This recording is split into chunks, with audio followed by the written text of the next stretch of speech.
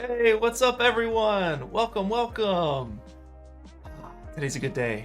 Today's a wonderful day. Why? Because we're talking to all 5 of the winners from the Chasm's Call 3D Challenge. This is the end. This is it. This is when the challenge is done.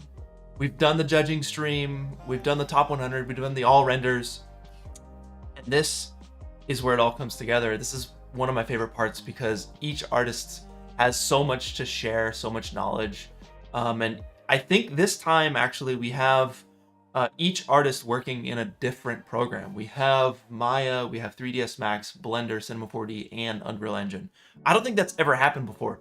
So it's a testament to, it doesn't matter what program you use. You can make great art in either of these programs. So whether you're just starting out and need inspiration, or if, you've been doing 3D forever, this is a great way to get insight into other artists' workflows and processes, because it's really cool. You'll notice that a lot of them kind of have similar techniques that they share across the board. All these artists are doing a similar thing, and you're like, oh wow, I do that thing too, that's cool. Or maybe I should probably look into that. But you'll also learn that like each one of these artists tackle the same issue or the same hurdle or troubleshoot in 5 different ways. And it's just a great way to think outside the box and kind of shake things up. So for the next, 2 hours, 2.5 hours, we're going to be interviewing each one of the top 5 winners from Chasm's Call for about 30 minutes or so. Yeah, it's going to be a great stream. We're going to learn a lot. What's up, chat? Hey everybody, I see you. Thank you. Sometimes you got to try a little something new. I was feeling it. I appreciate you. Yes, everybody. We got some good people in chat here. We got some familiar faces. I'm excited. I'm very excited. Without further ado, we have a pretty sweet sponsor today that is directly related to all the stuff that we're doing here. I always try to find sponsors that you will find useful. So for the next 2 minutes or so, we're going to switch over to that, and then we're going to hop right into our first interview with our 3rd place artist. I'll see you in a second.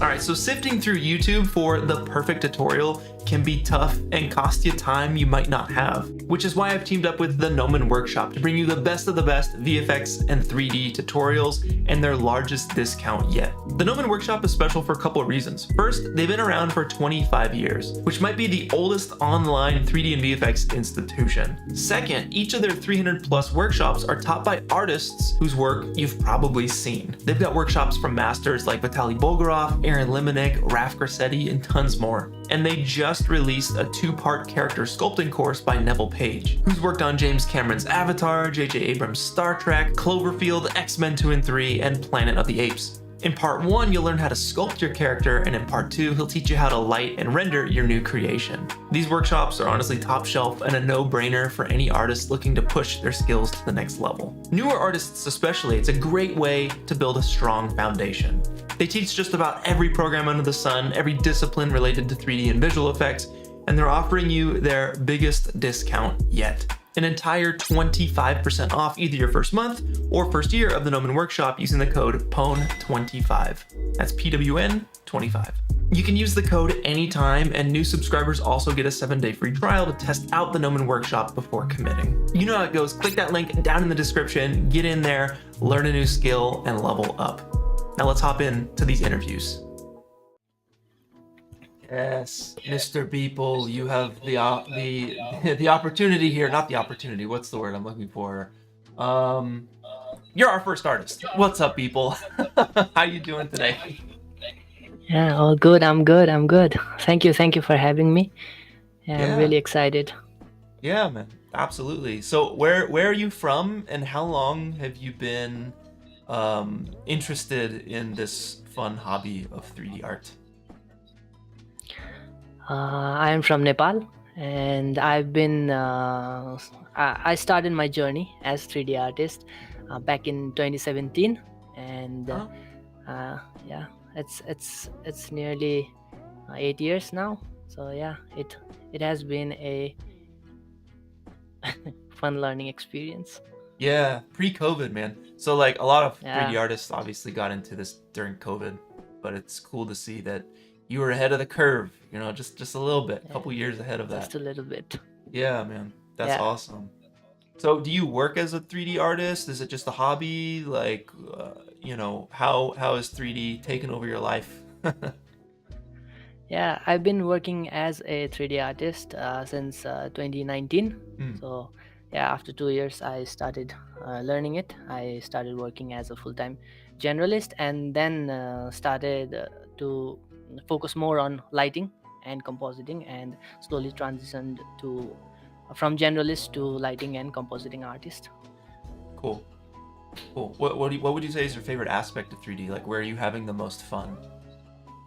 Yeah, I like to tell story using uh, lights and visuals. So yeah, at first I started as a I wanted to be a character animator, Yeah, but yeah, I slowly transitioned into visuals. So yeah, I like painting with light. I can tell. I can tell. Yeah, Your piece is beautiful.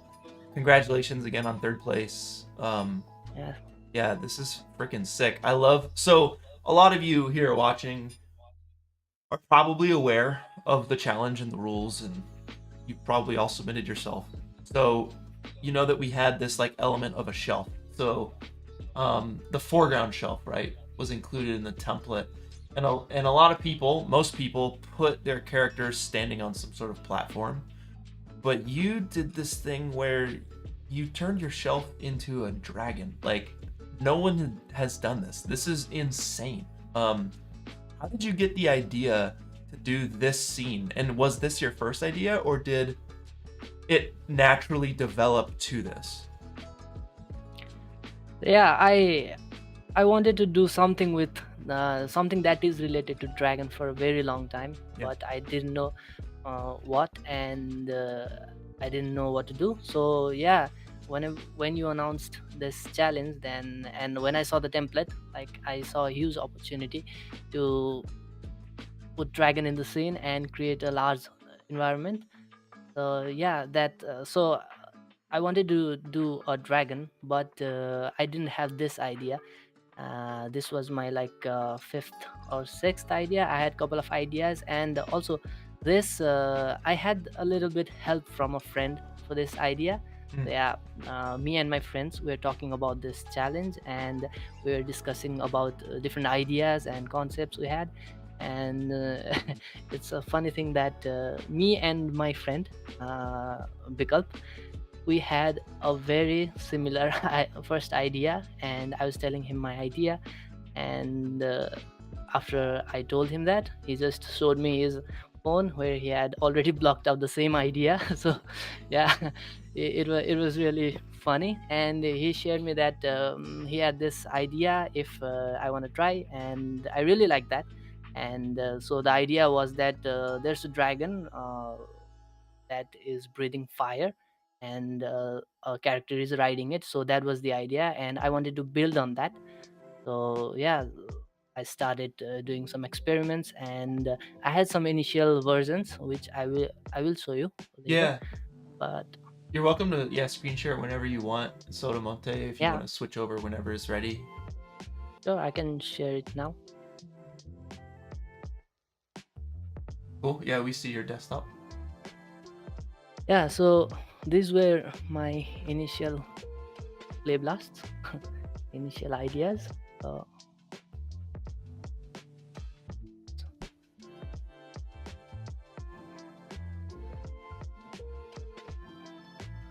Is it playing on a second monitor by chance? Oh There it goes. There. yeah, after we talked about the idea, I just started blocking out this scene right here. So I just got a free rig from High End 3D or somewhere. Yeah. The rig is from the same artist whose rig I'm using in the final version. Okay. His name is Trong the artist. Yeah. So I got this rig, and I'm just roughly blocking out the dragon's position to match the self, and I'm just putting a random geometry of scan I found from Sketchfab, and Yeah. a random character on back of the dragon, and just I'm trying to match the self, and I'm just trying to have the sense of depth. So that those are the main rules of the challenge. Yeah. So I was trying to lock those in. So yeah, and but I still didn't like this.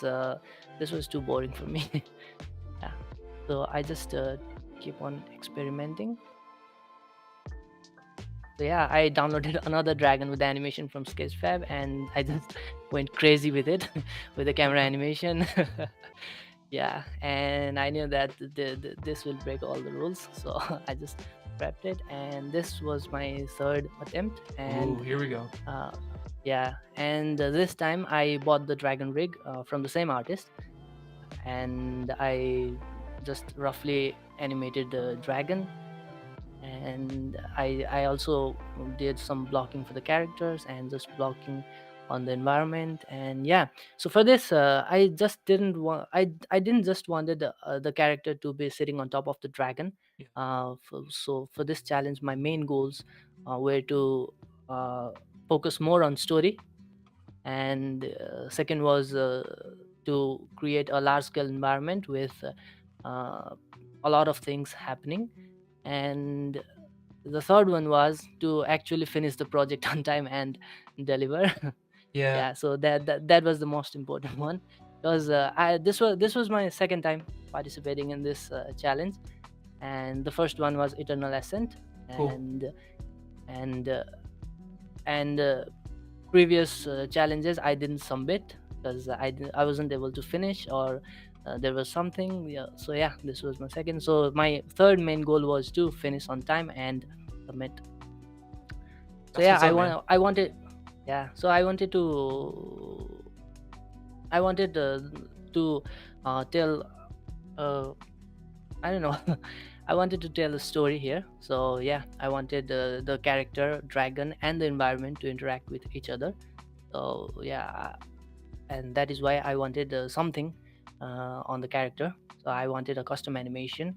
So I didn't know what to do at the time. So I was just playing around here, and I had this idea of ballista firing an arrow Yeah. towards the dragon, and the character just dodging it and throwing some powers or something like that, energy. But I didn't like this idea as well, because I had to do a lot of destruction stuffs on the tower Yes. if I was to go on with this one. So, and I didn't have time for that. So, and I didn't want to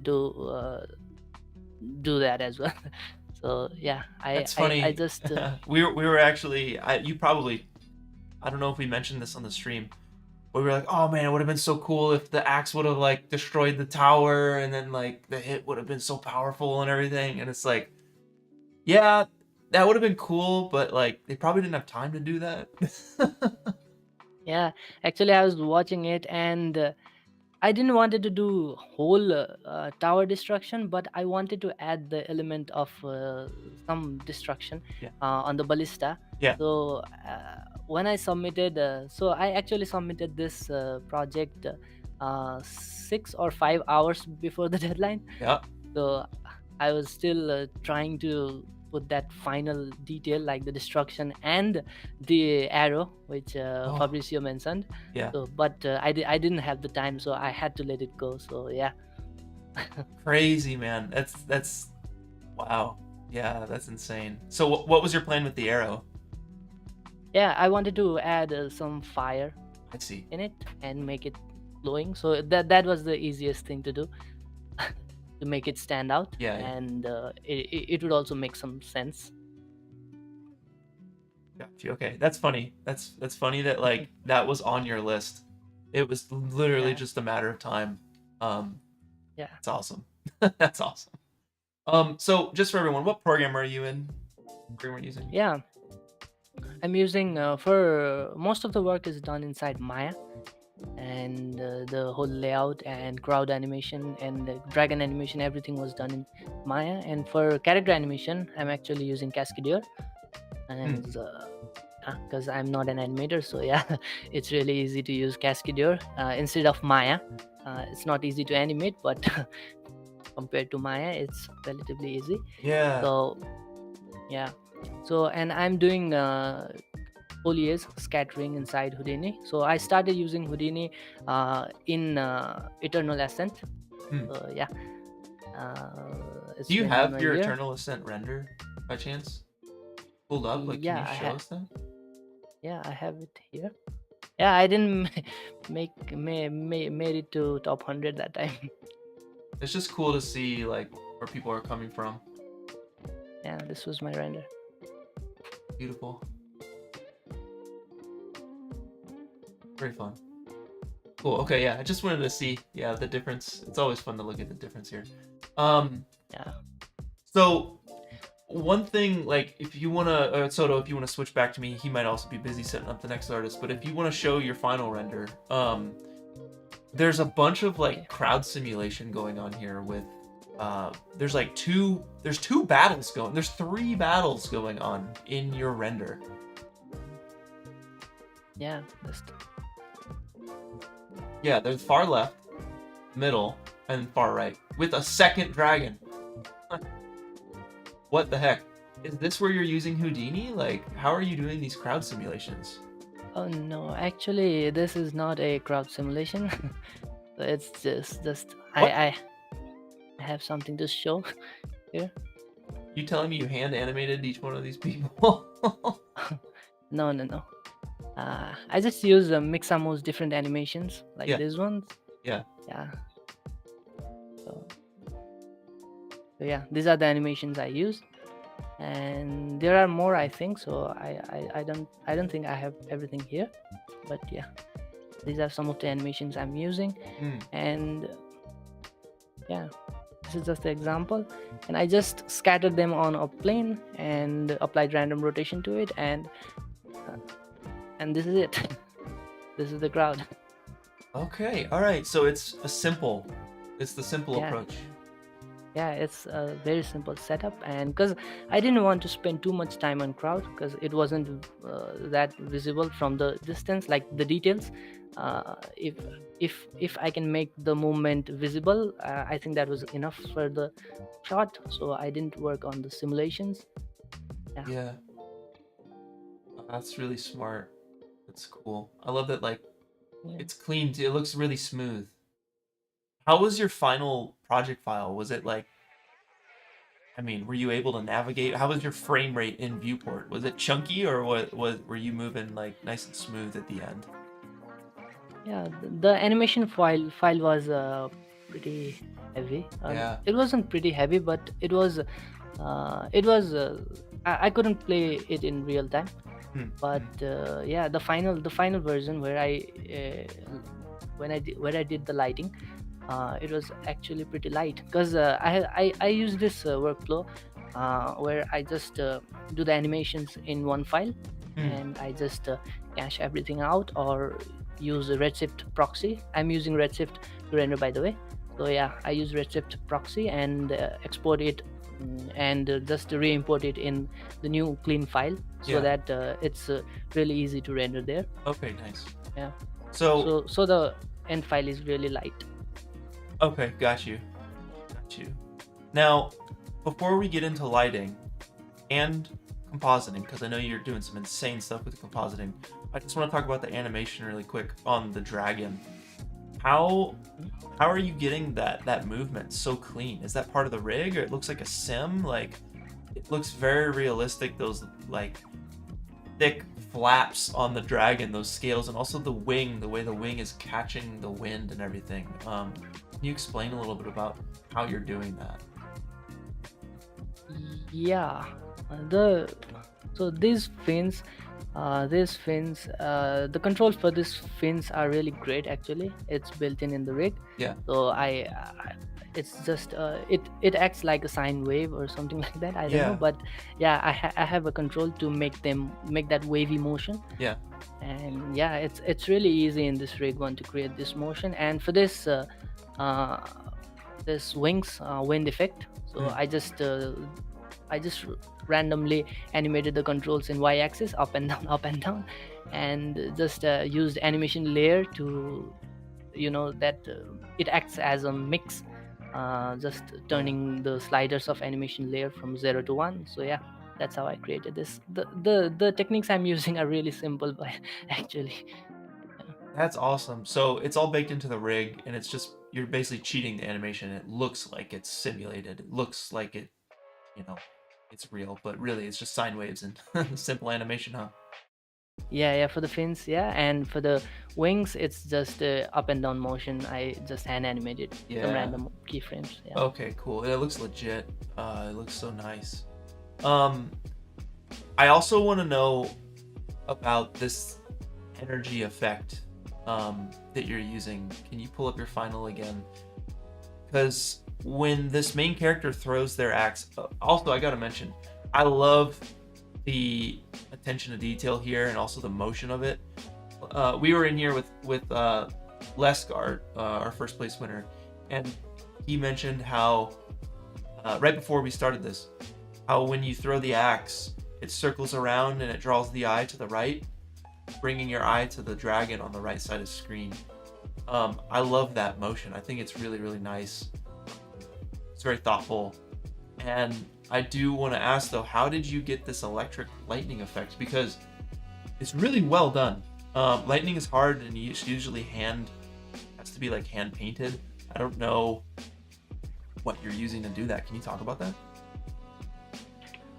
This lightning effect on the axe. Yeah. And Yeah, it so whips around too. yeah, this is another simple approach. Yeah, so these are just curves connecting to points and having random displacement. So the concept is that, but I did wanted to add some energy coming from the hand from here to the axe, and I also did experimented with that, but for the final version I just ended up using the lightning bolt generator add-on from Blender. Yeah. So yeah, I'm animating that curves and meshes generated from it, and yes, and just applying some emission shader and putting on glow so that it looks like lightning, and putting ton of motion blur to get that this to get this wispy effect. Yeah, it looks like a light painting. That's really sick. Oh man, I love that. All right. Let's talk about lighting. We got about 15 minutes left, so we're doing good. Okay. So I also want to talk about. Yeah, go ahead. So go ahead. Yeah, so for the lightning, it was add-on, and for this explosion effect, for this effect. Oh yes. Yeah, it was just a stock footage on a card. Sure. So yeah. So I just want to share that it's really a simple approach I'm using for everything, but it works on the camera. So yeah, it works. I love it, man. It's great. It's not as complicated as it may look, but it's years of knowing how to get the shortcuts, the effective shortcuts. Yeah, I love it. I love it. Yeah, I think it's the planning. Yeah. I see. Let's talk about lighting. I love your lighting. It's beautiful. It's foggy. It's like kind of turquoise, like a little green. I don't know. I'm colorblind, but I'm seeing a little bit of green in it. Maybe I'm crazy. I don't know. Maybe it's because it's contrasting with the blue or something. But I love this lighting style, man. It's very dramatic. You can clearly tell like everything that's going on. Nothing is too hard to see. Nothing is in total darkness or blown out. But then I guess I know that you're doing some crazy compositing stuff too. So you want to talk about lighting that might segue into compositing? Yeah, sure. So for lighting, this one here. So this is my scene right here. So these are all the lights. And these are all the lights I'm using. Yeah. So I'm I have a different category of lights. So I like to group lights in this way. So there are motivated lights, and there are lights for the fires and background dragon fires, and I like to group the lights in this naming convention. It's natural light here, so that's the light coming from sky, and there's a dramatic light, and so these are the lights that this pool of lights that I want to add to focus certain areas. So these are the spotlights. So yeah, these are the dramatic lights, and there are character lights. There are some lights are light linked to the character to give that more rim lighting effect Yeah. on the dragon and on the character to isolate from the background. And yeah, there's another light that's hand X light, and another light called flying X light. So these are two separate lights I'm rendering, and all the lights are on all the time. So I'm not animating it inside Maya, but I will render different light groups, and I will animate everything inside Nuke. So yeah, because I didn't have time to re-render stuff. Like I told you, I was just 6 hours early from the deadline. So Yeah. yeah, so I didn't have time to re-render the stuff. So I had to plan everything, and just I was like this. It's insane. Yeah, that, again, so high level, and like you said, it's all planned out. If you hadn't done this in the past, if you didn't know how to do this in the past, then like, yeah, you probably wouldn't have made that deadline. That's crazy. Yeah. Love it. It all came together for you in this one, man. Yeah, these are all the techniques I use every day at my work. So yeah, this came naturally. And yeah, this is it. The lighting setup, this is it. And I'm using two sunlights here, and the one is just light linked to the character and the dragon, and another is the main light that is lighting the whole environment. So you said that you're not animating lights on and off because you're gonna do all that later in comp. So Yeah. what does like your raw export look like? Your raw render? Yeah, the raw render looks very bad. Yes, I want to see it. I want to see. Yeah, so the raw render.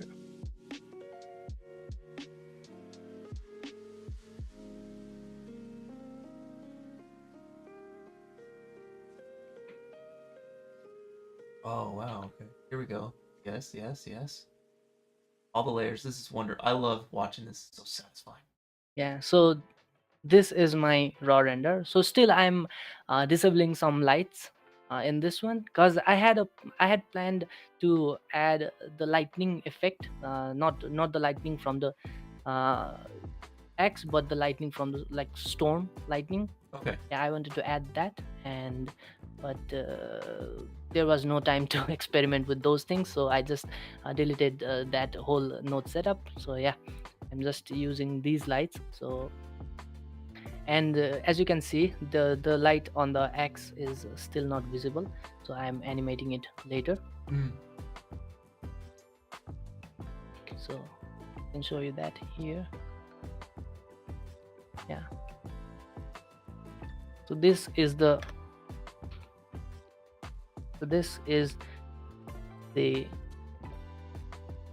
Oh, that's so without cool. animation light. Yeah. Light without animation, and this is with animation. So sick. Yeah, I'm just mixing the light on, just turning on and off the layer, Yeah. the node in comp. Yeah, it's super simple. Love it. Yeah, and also it helps to sell the lightning effect a lot. So yeah, this is a very important step. Yeah, it The feels light flicker. it feels dangerous. Like it's just Yeah. it can barely contain its energy. Yeah, and I wanted that feeling. Can you go back to maybe it was in one of the previous clips, but like showing how you got from the raw render to the final render and all the different layers that you added in between? Yeah. So all of this is The in final post. to comp. Yeah, the fog and everything was added in post using ZDepth and some cards. How long did that step take you? So it took me 1 day, I think, Yeah. because the render time was like 7 to 8 hours, and this the more I think I took more time. I spent more time in comp rather than lighting and instead of lighting and compositing, lighting and rendering. Mm. So yeah, it took me a day, I think. Now, how long do you think it would have taken to render? So 8 hours on the render is actually pretty nice.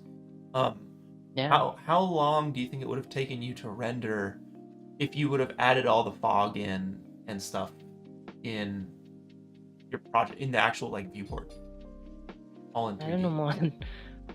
more than 16, 17, 18 hours Mm, I see. just to render. And if anything goes wrong, I have to re-render everything and redo everything. So yeah, Now, is this a probably normal more than workflow that. for you, comping like this, doing like finishing in comp? Oh yeah, yeah. I like I said, I do this every day in my work. Mm, So yeah, this is like my workflow, and I've been using it for like 3 to 4 years, and I feel pretty comfortable in this workflow. how did you? I saw someone ask, like, how did you learn? Did you learn through YouTube tutorials? Did you go to school for this kind of thing? Like, did you learn just by messing around? And like, how do you learn best?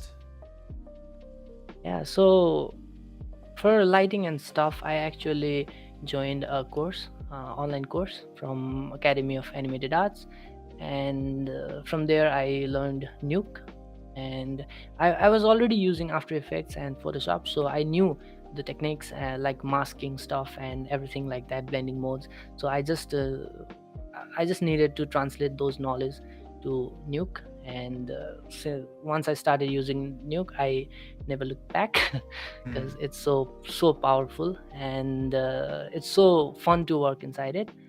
And yeah, and for the Nuke, it's just I had some colleagues at my work, so he taught me some techniques, and working with him, yeah, he taught me a lot. And everything else is just experimentation, doing personal projects, learning from YouTube, and yeah, from the course that I took. So yeah, most of it is from experimentation and trying new things in personal projects. yeah, man, that's awesome. I think it's really important to have a friend or a mentor that you can go to and learn from, ask questions. Um, and like you mentioned, you're from Nepal, and then you have like a group of 3D artists where you guys get together and like share your art, talk about 3D. Um, it's a resource for you guys. And you said it's a small number, but I thought 30 was actually a pretty big number. 30. Some people in their hometowns, they don't have a single person who does 3D, so they just they're on their own, which is why the Discord, our Discord server, I think is such a great resource, because though it's not in person, it's bringing people together and connecting people. But yeah, I would just urge everyone out there, like, if you can find 3D artists in your community that you guys can like go to a meetup or something, it's very helpful. You'll probably meet a lot of great people, and it'd probably be an invaluable resource to you, because it's really hard to do on your own. Yeah, Like people saying, the course, um, someone at his work, a mentor. It's all really important.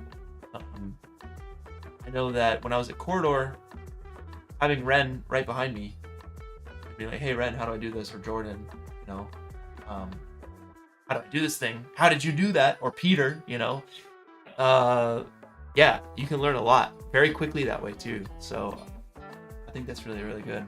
Um, yeah, I just started learning Blender at my current job, and everybody there use Blender.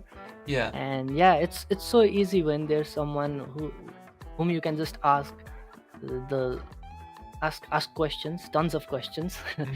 Yeah, so yeah, it's really easy to learn if you have someone. Yeah, for sure. By a show of hands, I'm curious. By a show of hands of people in chat, who who has, ideally everyone should answer. It's either a yes or a no. Give me a thumbs up if you have a friend or a mentor in person or are part of some group, 3D group in your hometown or wherever you live. Give me a thumbs up. If you don't have that and it's just Discord for you or just online, give me like a, I don't know, literally anything else than a thumbs up. I'm curious. I want to know the difference. Also, we got Luigi up in here, winner of Eternal Ascent. We also have Imon, the winner of Kinetic Rush, up in chat. What's up, guys? Good to see ya. Luigi, I've been rocking the poncho like daily, dude. It's the best. All right, we got some thumbs ups, some thumbs downs. Oh yeah, most people don't have the in-person. We have some people with the in-person. Yeah, in-person is important. If you can, seek it out. Seek it out. It will be helpful for you, I promise. But if not, hey, we got that Discord. Y'all know we got that Discord. It's cool. It's cool. All right, people. So we only have like 3 more minutes here. Is there anything that you want to say to artists who are joining these challenges for the first time, or perhaps are afraid to join the challenges? What advice would you offer to artists starting up these challenges? Yeah, just don't overthink it. Just start creating and let your idea evolve.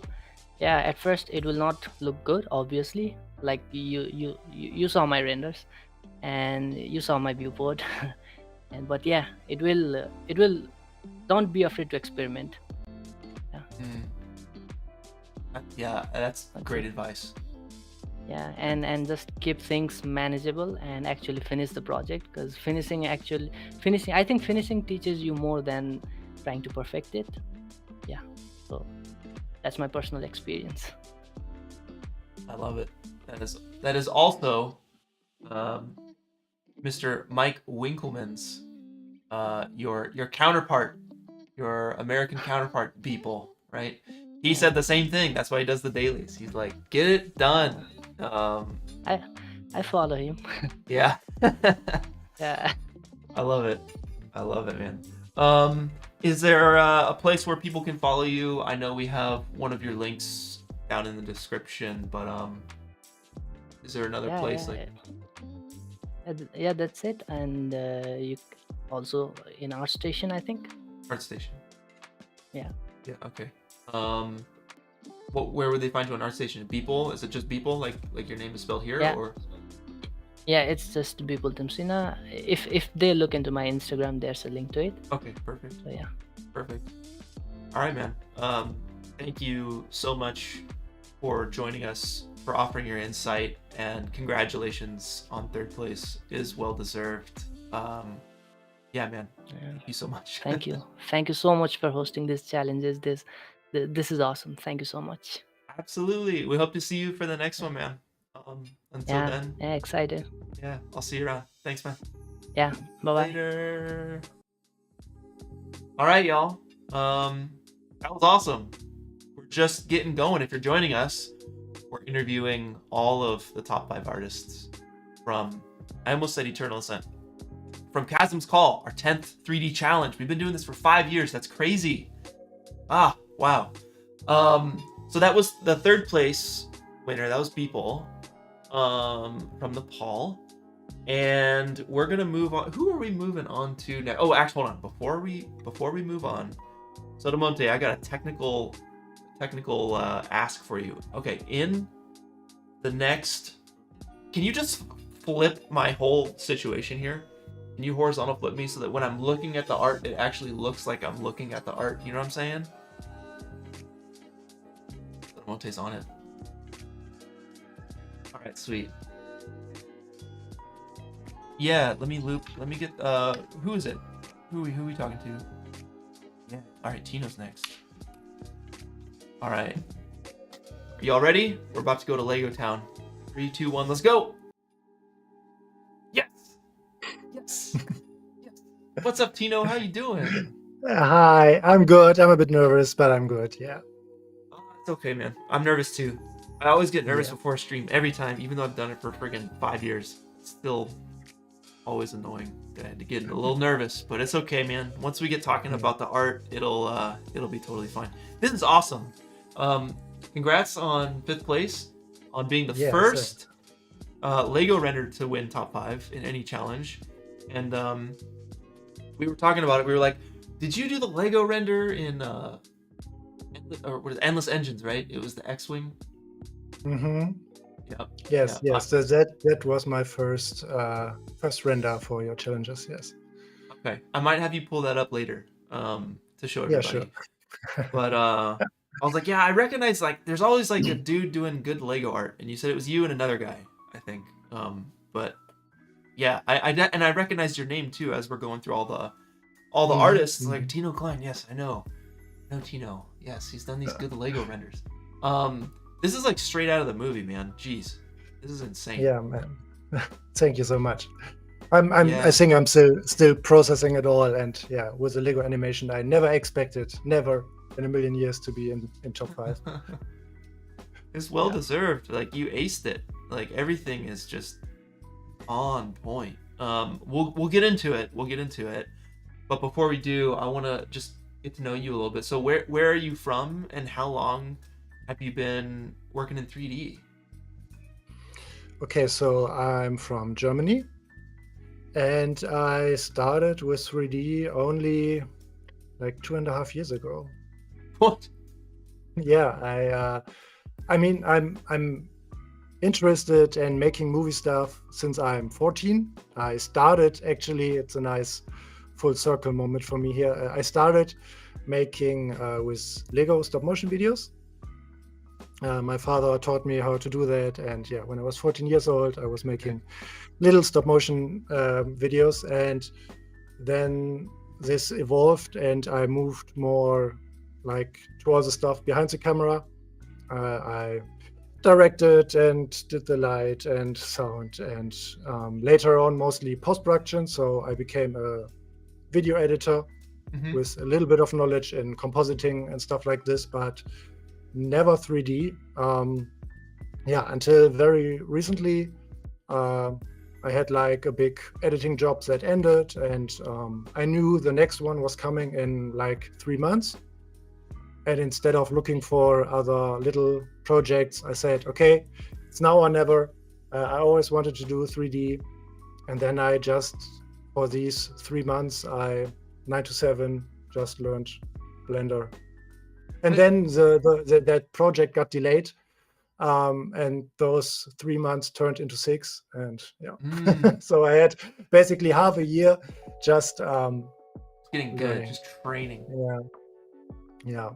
How did you learn? Did you like just do the donut tutorial, or like what? Like, Yes, of course I started with the donut, and then I mean, I made a lot of tutorials, and I think I learn best when I follow a tutorial, and then I try to do something of my own that is kinda like the tutorial. So after I finished the donut, I made a cheeseburger. It's not not completely the same, but it's similar enough, so I could do it. Just had to look up some things, and and so because then you can call it your own, like. Yeah, and it's better than just repeating what you see in a tutorial, like step by step, and then I know you kind of forget maybe what you're doing, and then if you do your own thing, you have to reach that knowledge that you just learned, and use it for something of your own. Totally. And I mean, like, for the first 1 or 2 months, I only did modeling, like made a lightsaber and a N64 controller and stuff like that. But I always wanted to do animation, because what always annoyed me a bit, because I'm more comfortable like behind the camera. I don't want to be in focus, but I want to make movies. And when I'm just I don't know, directing, editing, whatever, I always need other people to be in front of the camera. Yeah. And with getting into 3D, I had the chance to do it all myself. So I started learning animation. I bought one course, that's the Alive course. It's a very good animation course for Blender by Pierrick Picou, P2 Design. And I took that animation course, and then I don't know, it was like, I mean, I always liked Lego, even after I was a kid and made these stop motion movies. Yeah. And around that time, I mean, the Lego movies were out for some time, and then these Spider-Verse stuff happened with a teenager who recreated the trailer and later on did the animation in the movie It's a itself. crazy story, yeah. Yes, Preston, he's a nice guy. So I saw that was actually a thing, like doing Lego and 3D, and I mean, it's not that difficult actually to get it photorealistic, and the like animating all the characters. I mean, the bones, they don't have as many bones and ankles and stuff if you would animate a real person. And I had some experience in stop motion, so I just went for Lego animations, and that's basically almost I like for the last 2 years I've only done Lego stuff. Sick, man. You've like perfected it. It's crazy. Thanks. Even I don't know if people can see, but there's like even little hairs here. And like little pieces of dust or salt or whatever, and like the surface imperfections are crazy. You have like fingerprints on it and everything. Your lighting is beautiful. The saturation is like perfect. The materials are basically perfect. It's crazy, and like you're using like all the pieces too. You even have, let me go in here. I mean, we talked about it on the stream, but like you got the like double frames here for motion blur. And then you have these here, like that's motion blur, the actual pieces, that's crazy. That's all like studied from the Lego movies. That's how they do it. Everything is Lego pieces. No dust or fire. It's just like gray Lego pieces, red Lego pieces, glowing Lego pieces, and it's so cool, like being able to work with those limitations. I feel like you can get really creative. I really like working with limitations, like these challenges with the template. I don't know, it really helps with the creative process, I feel, when you're a bit limited in what you can do. You have only 5 seconds and you have this layout. That's oftentimes better than just looking at a blank project and okay, what to do now. I think that's really true. I agree. I feel the same way. And like I've probably brought this up on the channel a couple times, but one of my favorite drummers, Gavin Harrison, he mentioned that if someone was to ask him to do a drum solo, he would just, I can't do anything. I'll freeze up. There's too many options I get, like nothing. But he's like, if you do a drum solo in like 5/4 time using the ride cymbal and like the floor tom, the bass, and on the snare only, then he's like, okay, I got you. And then boom, there's so many different things. So the limitations, I agree, are very important, because we do get decision paralysis and all that stuff. So let's get into this render, man. I've been working on this video for a long time. I hope it comes out, but it's a Lego video. And what's this program called? It's like is it Bricklink Studio? Is that the one?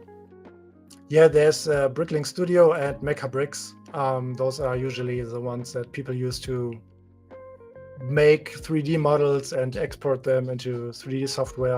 I'm using Mecha Bricks because they have an add-on for Blender, and that does a lot of heavy lifting and already has pretty good materials, and even they have a free and a paid version of the add-on. And the paid version has like sliders for fingerprints and some scratches. Oh, no way. Yes. So I think the if you want to build something, that's easier in Brickling Studio a little bit. So the interface is a bit cleaner. How But did you do this? So you're using MechaBrick, you said, in the Blender yes, I'm plugin. using. Yes, to get the models from MechaBricks into Blender, I'm using MechaBricks and their advanced plugin. Yes, it's like Okay. $20 or 25. I'm not sure. Oh man, yeah, that's a no-brainer. Yeah, so and do- it's like Sorry, real quick. So, do you want to switch over to Tino's screen? Tino, you're welcome to like share your screen here. We can take a look. sure. At Yes. Yeah, we see you now. Yes. I mean, I can. Let's see. So here, this is MechaBricks, and they have like many models, existing models and custom models, and you can also build your own models from scratch. So, like for example, this is an official Lego model. Oh, no way. I don't know if I'm jumping ahead here, but I try to not just. I mean, of course, it's assets are allowed and it saves a lot of time. Yeah. I also try to make it a little bit my own, and especially when I got the idea with the crane, I looked it up. Okay, looks nice, but it's only one stud wide, and you have these I don't know pipes or whatever that get in the way. So I had to do some modifying, of course. And I made it wider. I shortened these beams and made the crane somewhat taller. Like this piece, I could then duplicate in Blender and make the crane as tall as I needed him to be. And stuff like that. Sick. Okay, got you. So you're finding all these pieces in MechaBrick. That's what it's called? Yeah. Yes, MechaBricks. Yes. Yeah. Okay, got you.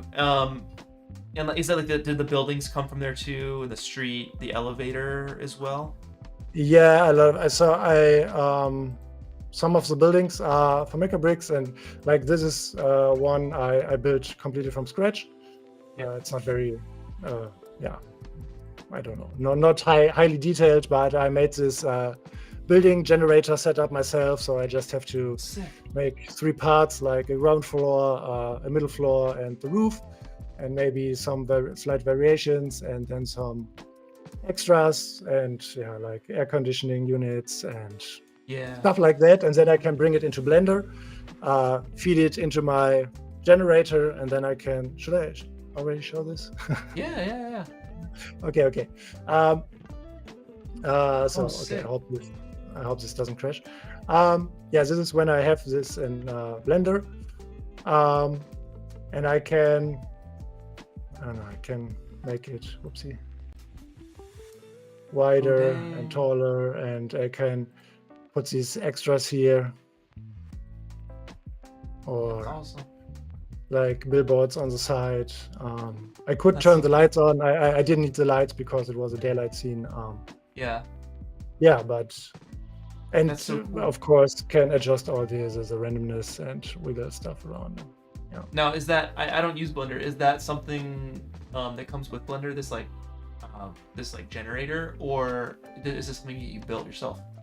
That is something actually that I built. I made a tutorial series about that on my YouTube channel, so that is done with geometry nodes. It should be linked below, by the way, so everyone who wants to check that out. And I mean the setup I'm using is a little more advanced than what I'm showing as a tutorial, because I feel like it's like, I don't know, customized. Making and it's I don't know, I didn't want it to get too complicated, because it's like it's a niche in a niche, like making Lego animations and then making buildings for Lego animations, and so the audience is not that big, and I didn't want to overcomplicate things. But you can, if you want to, you can build this yourself when you might watch my tutorial.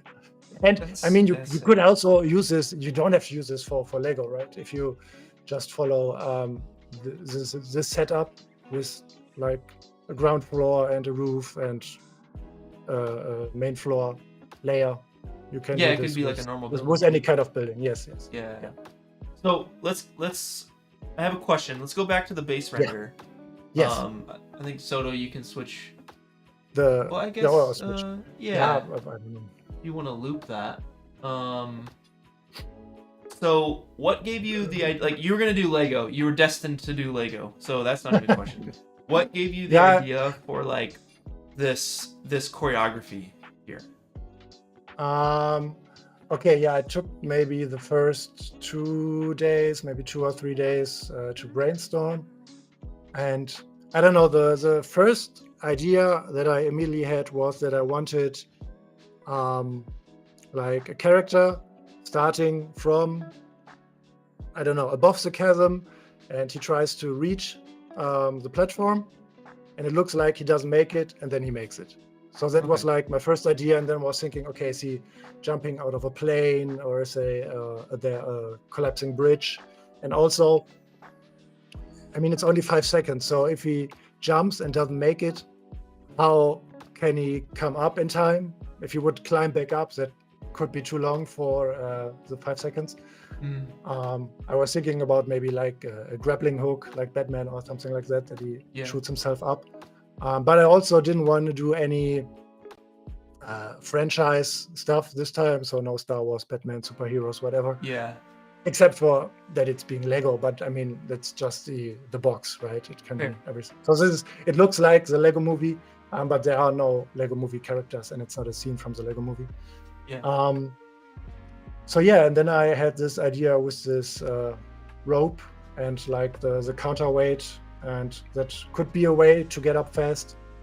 It's very Jackie Chan. It's like really smart. Yeah. And I like these, I don't know, maybe little slapsticky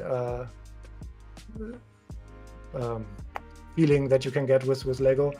And then also, before I settled on the city scene, I also had this idea, like, what should the character be running from? And I felt like the airplane or the bridge wouldn't quite work out with the perspective, because if you have something like above the chasm but in the same height as the platform, that doesn't really match that well. And then I think I lost my trail of thought. Right. No, the chasm. Okay. And then I thought about, that's what I always think about when I do these challenges. When I do Lego, why Lego? Why not just with like real stuff? And for this time, I thought, okay, if I have like this hole, and it swallows everything, and whatever it is swallowing is not just collapsing, but getting sucked in like piece by piece. Yeah. I felt like that is a good thing to do with Lego. Yeah, and then I thought, okay, if I have like an environment getting sucked in, I don't know, like a forest or a desert or snow, that wouldn't look as exciting as buildings and streets and cars and this stuff getting sucked in. Yeah, so I had the city setting, and with that came the crane and the elevator, and yeah, I think that was my thought process. That's pretty insane. That's like pretty on point, man. Like, at what point were you said 2 days? It took you 2 days to kind of come up with an approach? Yeah, I think for 2 days I was just thinking and talking to my girlfriend and other friends, just brainstorming a little bit. And then I usually I open the project and make some very basic shapes and move them around to see like how the composition could look like. And that's what I mean, this is where is it? Yeah, let's switch back over to Soto. You had like a nice little rundown. Are these all your versions? I'm excited. Yeah, okay. So this was my like first very rough block out. So I just made these cubes to look like buildings and the ground, and with a Boolean I made these. Wait, I can loop this too, I think. like the chasm. And you can see I started with it on the right side. I moved this later because I felt it got a little bit too clumsy on the right side, and the left was pretty empty. So yeah, and yeah, here all these stuff. I mean, here's still the platform from the template, and I made these beams for the elevator, and yeah, and I keep this pretty long, and so the first thing I added was the main character and the crane, and yeah, I made a very, very rough animation, so it's like it's very, very few frames, just like the main poses. Yeah, okay. It's actually something that I learned this time around. I never knew, like, I'm not an animator, but like just the idea of like setting your key poses and having them hit those points, like, and then you fill out the in-between, but like I'm like, oh, that makes so much sense. It's actually the first time I've done this as well. So that's cool. Normally I either go like I did it with stop motion and go like really from step to step to step to step. Linear, or I kind of make key poses, but I have the in-betweens right away. Yeah. And then it all gets kind of, I don't know, mushy. And I think it's good to have, so I really like this workflow. And because I, in the end, went for like animation on twos, and with Lego, it's always kind of snappy. So you don't have to overcomplicate it by just having too much keyframes. You really don't need all these keyframes if you go with this stop motion look. So sometimes less is more.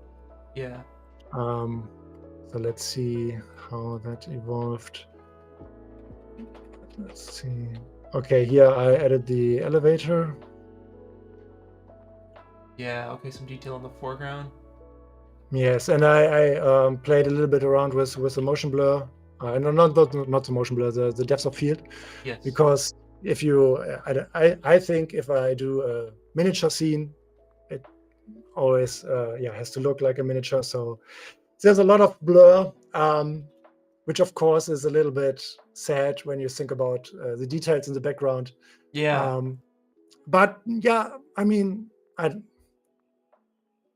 But I'm okay with that. I still have fun building out the backgrounds and doing all that.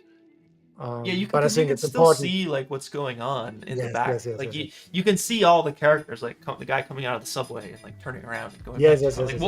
I want to get into all that. Okay, let's okay. So then I started adding some Lego buildings, just 2 different designs at that point. Just to get a better feeling for the city, and then just keep adding stuff. And here I moved the chasm to the other side. And you see it's just two different building types, and for a very long time I think. And I needed to figure out how to do like this. This was a whole process in itself to not make it too complicated and like computer exploding. So was it simmed or was it actually just like in a tractor or something? I was thinking about doing a sim, but no. that would just it's not like flexible enough. I moved the chasm around several times, and that wouldn't work with Sims. I would have to redo it all the time, and if all the bricks were interacting with each other and colliding and stuff like that.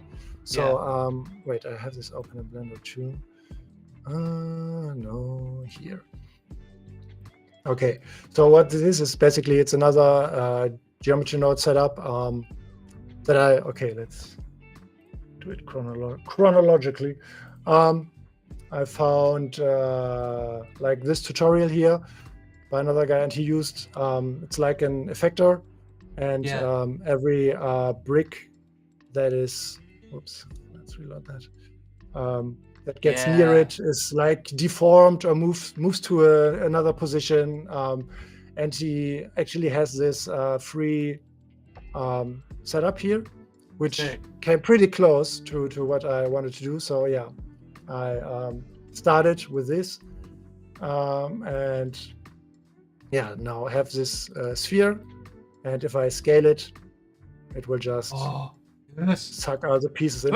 And it's like super dynamic and flexible. I can move everything around. I don't need keyframes. I just need like keyframes for the scale, and I think I used some keyframes for rotation to give him like some wiggle, like the vortex is rotating.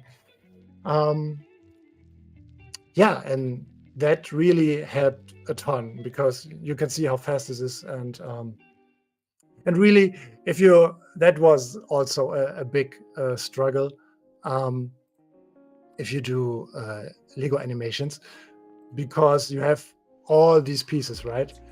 So many pieces, and I mean, you can get around having too many vertices, because they're all instances, right? So this is the same as this, is the same as this, so this saves render time.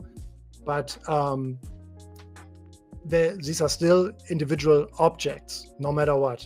And with Blender, I don't know if it's the same in other 3D programs, but Blender just gives up at a certain count of objects. So if I so is it instance though, or is it? Yes, it's all instant. So it's also, if you now I have like 200,000 vertices. If I make this building, wait, let's delete the extras and the billboard. So okay, I have like 100, 600. Okay, this number of vertices, and if I make the building larger, this doesn't change, but the object number, because here are more objects now. But it's all the same vertices. It's all instance. But nevertheless, if I play this, I have like here 10 FPS. So I came up with this way of joining all the pieces together into just like one object, or one object for each floor. So I can join the parts. And if I do this, let's see, now I have only 4 objects. And okay, my FPS is still very slow, but I think that is because of all the projects I have open.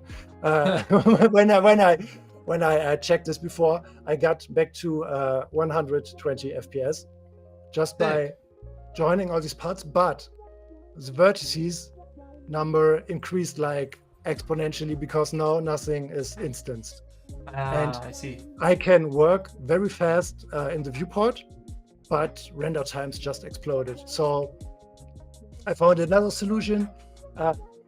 In geometry nodes, you have a node that's called isViewport. So I connected these switch to this node, and now only in my viewport, when I'm working, all the parts are joined. And when I hit render, I'm not longer in the viewport, and I have all the instances back. So I had the most performance in viewport and the best performance while rendering.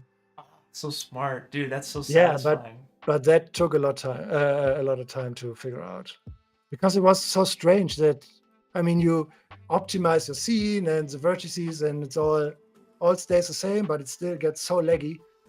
And then I realized, okay, this is exactly the same like this. The only difference is how many, I don't know, objects here are, but It makes sense. But okay, but here comes a big but. One big but. Yes, I could do all this, but by using this, I could not join all these pieces. So all the buildings that got swallowed up, they needed to be individual pieces. I still had a lot of pieces in my final render, and I made it so I don't know, let's make it a little bit taller, and then I could delete like the bottom 3 floors, and those floors would be like all the individual objects, and the floors above that didn't get affected. I see. Very technical. Okay. No, that's cool. That's why we're here. That's literally why we're here. I love it. Okay. The last question I want to ask, we have. Wow. Oh wow. That was fast, huh? That was the fastest 30 minutes ever. Jeez. Damn it. God dang. I'll just ask this really quick. All of those characters down below, do you want to just loop your final really quick? Oh yeah, keep scrubbing through this. What is this? This is like the whole city The world? setup. Yeah, it's like how the scene looked like, and I want to show all the Easter eggs because I added so much stuff in the background. All right, you got like 2 minutes. You got like 2 minutes. Walk us Yes, through. okay. Okay, I have. This is the evil The wizard. wizard! That is, yes, he's causing all the destruction. And then I have like here. This is the guy from the Lego movie. Yeah. He's watching all this from afar. And let's go on. I have like, okay, here are some Star Wars cosplayers. These are all characters I used in my previous submissions to your challenges. Dude, that's awesome. And what else do we have? Oh yeah, and the subway station and the Dude, subway. I wanted to see more of that subway in the final render. That was like my only Yeah. thing. I just wanted to see that more. Yeah. And I have like this person on the roof. Oh, nice. Chilling. Yeah, and okay, yeah, this is me actually. This is my my minifigure that's coming out of the yes. subway and walking Dude, back yes. in. I love it. Yeah, and this girl tripping and getting sucked in. And the Yes. pizza. Yeah. The Yeah, Wonders okay, pizza yeah. box. Yes. And okay. the donut. Okay. Was the donut also an Easter egg because of the donut tutorial or no? Oh, yeah, I didn't think about that, but let's say yes, yeah. No, it was just something for the workers. Dude, absolutely gorgeous work, man. Congratulations on 5th place. What a feat. Yeah. Seriously, we had 3,018 renders. It's crazy. Seriously man. insane. Yeah, thank Dang. you so much, really. I want to make Lego stuff now. There's a guy with a jetpack. Hold on. What is that? Oh no, that's the In my render, no. I'm getting And this excited. was, oh no, this was my first. Oh yeah, you're. Yeah, and this was my second. I remember boss fight. Yeah. Yeah, and then I had this one. Oh, Yep, and then I had this one. remember this? Yeah, it was so, I don't know. From each submission to the next, I didn't expect less and less to be in the top 100, and I don't know. I don't know how this happened. Dude, Really, I'm so grateful. absolutely, man. You earned it. We love it. Thank you for your time. Thanks for your insight. I'm excited to see Yes, more from you. We all are. Everyone here, go subscribe to Tino's channel. It's linked down below. Go check out some of his tutorials. He's got tutorials on it, so check it out. Yes, Thank you, yes. Tino. Thank you so I much. appreciate it, man. Yeah, thank you so much. Keep doing these challenges. I really love them. I think I don't know. Maybe for the next challenge, when I have the time, I try to not do Lego for the first time. Hey, man, if you love it, don't stop. Yeah. Keep on It depends on the time I have, I think. Absolutely. All right, man. Thank you so much, Okay, Tino. thank you so much. Thank you so We'll much. see you around, man. Yeah, later. bye. Bye. All right. That was sick. God, it's like it seems so simple, but the final result is just mind blowing. Dang, so cool, so inspiring. So for our next one, I believe this is our 4th place artist, Holdim, from South Korea. They actually recorded a pre-recorded breakdown, and it's pretty freaking sweet. It gave me such a better appreciation for the art that I already loved, and I know it will for you as well. So we're gonna switch over to that, and then we'll see you guys in like, I don't know, 20 minutes or so. But get ready for some really cool info. We'll see you very soon. Peace.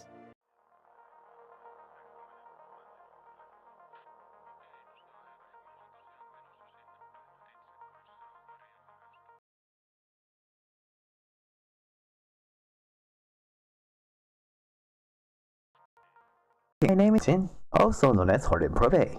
It's a great honor to have been selected as one of the top 5 in the Chasm score challenge.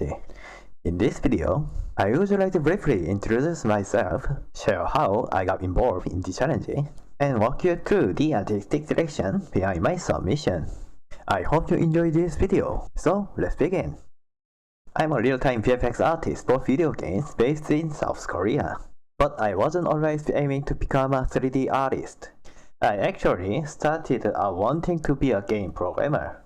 Back then, I was creating bullet hell games in Python, making Galaga clones in Unity, and experimenting with the Stanford bunny and particles in OpenGL. For a long time, my dream was simply to become a game developer, but everything changed during my graduation team project. We created a simple multiplayer game from the ground up, developing our own custom renderer. No game engine, just load C++ and a DirectX 12 API. Someone had to make the assets. But the problem was none of us were artists. Back then, I'd been dabbling in art on the side, so by default, I was the closest thing we had. And just like that, I became the artist. There's actually more to the story of how I became a game VFX artist, but I'll leave it there for now. These days, I keep exploring new ideas through sketches and challenges, because I find it was fun to create artwork based on a specific theme within a limited time. Chasm Score is my third time joining this community challenge. I previously participated in Eternal Ascent and Kinetic Rush.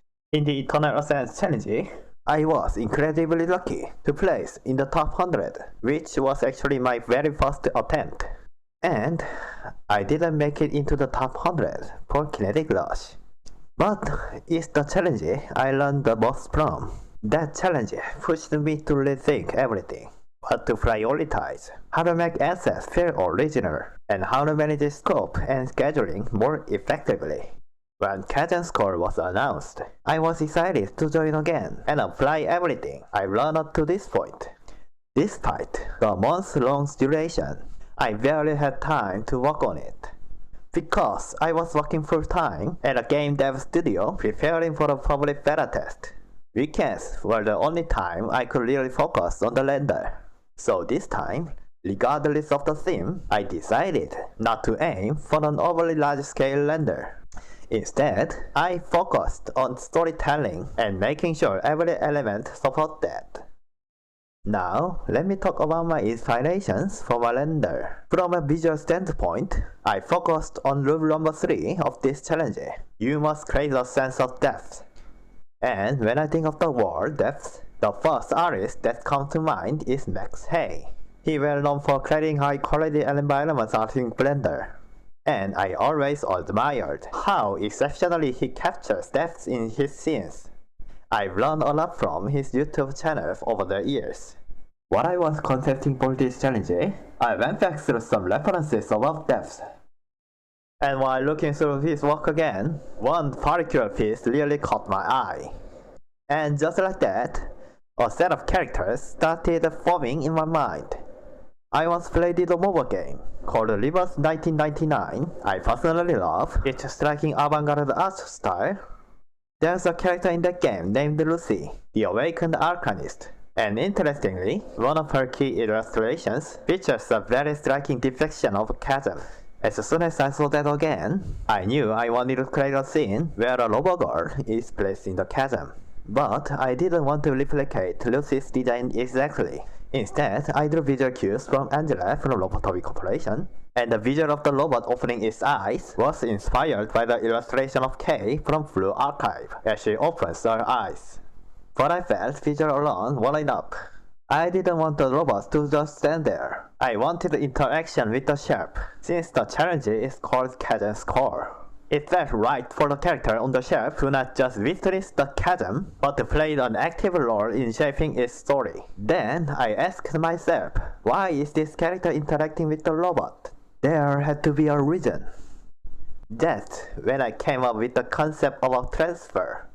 That idea of transferring was actually inspired by GLaDOS in Portal 2. So it's a bit of a spoiler, so I will tread lightly, but the game been out for a while, so hopefully that's alright. And if you haven't played Portal 2 yet, I highly recommend playing it.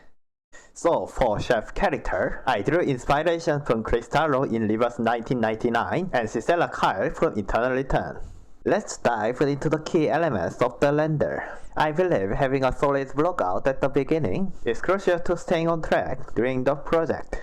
My main focus during this stage was to align the silhouette of the chef and the composition of the chasm, so they work together as one cohesive visual. I wanted the view side to naturally flow from the character above down into the chasm.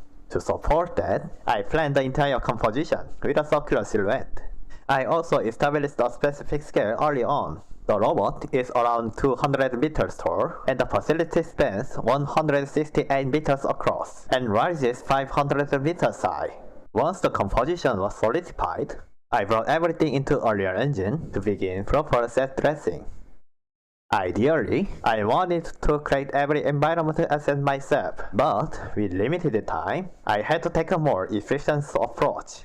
So I rely heavily on Kit Bash 3D sci-fi kits for props and large structural elements. For example, the massive support columns in the facility were built by deconstructing and recombining building parts from the heavy metal kit. Because the scene is built on such a massive scale, even a full-size building part could serve as just a single structural element within the facility. For the shelf structures, I used Blender's cover modifier to manually bend and reshape the base asset. I also followed the visual weight guide shared in the Discord CC announcement. Rather than using the default shelf shape directly, I customized the height of each platform to increase the range of perceived depths. I also split the center platform into two, connected by power cables. This not only added a more dynamic shape to the shelf, but also enhanced the believability of the facility layout, while still staying within the rules of the guide. Originally, I had the robot sitting down, but I realized that in order to emphasize the depth of the chasm, the robot needs to be on more precarious standing pose. So I changed its posture and added support structures to hold it in place. I designed those structures with curved shapes to match the overall flow and unity of the composition. To add more dynamism, I posed the robot with one arm raised, supported by a curved structure and a ring bracing system at the waist. The supports are held up by cables, which cross over the robot's body. This crossing helps to add a subtle sense of depth to the scene. And during the impact moment, these structures shake ever so slightly, helping whole scenes feel more alive and reactive to the story. Next, let's talk about the ghost character, and why he mattered to the scene. Story-wise, he was the overseer or former operator of this facility. Metaphorically, he represents us, the one who stays until the end watching what unfolds in the chasm during 5 seconds. And technically, this character played an important role in my workflow. This challenge was actually my first time using Marvelous Designer, so I had to quickly run the tool during the challenge period. To test the workflow, I gave this character a LescArt I purchased from Connect and ran cross simulations on it. Thankfully, it worked out surprisingly well, so I went ahead and designed a ghostly material for him, and even placed a skeleton on the chair next to him for added storytelling. The crosses on that skeleton were also simulated to have cloth naturally draped over the bones. Next, let me talk about the girl and the robot characters. Both base models were built in Vroid, a tool for anime-style character generation. It comes pre-skinned and with shape keys for face animations, which saved a bit time before bringing it into Blender. So, let's talk about the girl first, the main character on the shelf. I wanted to thoroughly communicate why she's choosing to give up her physical body. To do that, I started with her appearance and tried to build the story visually. She has a white hair, pale skin, and wears a worn-out grey hospital gown, all of which symbolize that she is slowly losing her vitality. I also added metallic implants on her back and chest, not only to ground her in a sci-fi theme, but also to make the connections to the transfer cable feel more believable. To emphasize the desperation of her situation, I designed her with an amputated leg, replaced by a prosthetic. There's also a visual hint that she may have fallen while trying to descend the stair in her wheelchair. If I had more time, I would have added wounds, wrapped her limbs in bandage, and blinded one of her eyes to make it even more dramatic. As a result, the wheelchair is left damaged with a broken brake and bent wheels. It's not immediately visible, but her remaining legs is also stained with dust. A collapsed ivy stand lies nearby and bounced right back on the floor. It reinforces just how fragile her condition is. One micro detail I added was, at the moment of transfer end, the screen of the ivy stand changed the color from blue to red, as a subtle indicator of an irreversible event. I also invested considerable time into the animation process. Since I keep playing everything manually in Blender, it took a while to get things right. Fortunately, the process went more smoothly than I expected, mainly thanks to the Shark Weekly Challenge, where I had previously experimented with a similar style of animation. That experience really helped me plan out the key poses from the beginning. There's a moment when her body slightly floats upward as the connector is engaged, and in that moment, the prosthetic acts as a visual anchor. This creates a contrast between the organic movement of her body and the rigid stillness of her prosthetic leg. To support this setup, I split the leg into different systems, FK for the right and IK for the left. This approach allowed me to pose the character exactly as I envisioned, while also making the animation process more efficient. Now it's time to talk about robot. Just like the girl, the robot space model also started in Viroid. But this time, I deleted everything below the neck and began remodeling to match the concept I had in mind. The robot's body wasn't entirely made from scratch though. I started with the Unreal Engine 4 mannequin, broke it down into modular parts, and then rebuilt it to better fit the design of this character. As for the exposed abdominal structure, that was based on a character concept artwork by Park Jin-kwang, a Korean artist known for his sci-fi character designs. I thought it would be a great way to visually represent the flow of energy when the transfer moment takes place. Lastly, I'd like to talk about the mouse design. I added this so that even from a distance, the character's expression would still read clearly. This idea was also inspired by the animation style of Leon Vickers, especially the way he stylized the mouse in his characters. To wrap up the character section, you will notice some sudden secondary motion on the hair. This was done using a plugin called Kawaii Physics for Unreal Engine. Allows you to apply real-time secondary motions to specific bones directly. Shifting to the cables, I use Unreal Engine's cable component to simulate the physical movement of some of the cables, one for the connector and the other for the power cable attached to the robot. However, the power cable suspended between the shafts was handled differently. Instead of using physics simulation, I faked the motion by using vertex world offset and a sine wave inside the material. This approach allowed me to achieve a convincing animated way without the overhead of actual physics simulation, keeping performance stable while maintaining visual fidelity. In the later stage of the challenge, I made extensive use of Niagara systems to bring everything to life, to control the flow of energy and the motion graphics of the screens. I animated various material parameters and actor components using keyframes. The most critical part was making sure that all of this timing was precisely synced with the narrative piece of the story. In fact, I calculated the entire timing layout right from the beginning. Since the challenge allowed for a total of 5 seconds, I broke it down into 5 segments of 24 frames each, with major story events happening at each key interval. This predefined structure helped me avoid relying on intuition alone. Now for the VFX, many of the textures were created in Substance Designer. As a side note, the energy texture were inspired by the C logo of Chasm's core, and most of the energy flow was achieved using UV panning on each tube or cable mesh material. I also used smoke elements in several areas to add subtle detail and atmosphere. They were simulated in Amazon and placed at key moments. Even though these details don't grab attention on their own, they play an important role in increasing the overall density and richness of the scene. Finally, let's talk about composition and guiding the viewer's eye. In the Chasm Score challenge, We were all given exactly 5 seconds to tell a complete story from beginning to end. That might sound short, but I believe 5 seconds is more than enough to deliver a clear narrative arc. But the key is to make sure that when a viewer sees the render for the first time, they instinctively follow the intended flow of the story without getting lost. So for this challenge, I designed the composition and how I wanted to guide the viewer's eye with absolute precision to make sure those 5 seconds count. Let's break it down from the beginning.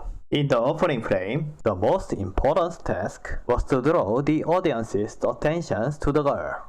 To achieve this, I placed a spotlight over the connector platform, making it the brightest area in the entire scene. To keep the light natural, I used the light function material. It creates a subtle effect, like a spinning shadow of a ceiling fan. I also did a grayscale test to ensure this area had a highly luminous value, so the eye would naturally gravitate toward it. There's also a wheelchair placed on the upper left staircase, which suddenly tells part of her backstory, and at the same time, it guides the viewer's eye down the stairs, eventually leading to the girl on the platform. Once the connector is engaged, the energy begins flowing through the cables and link structure.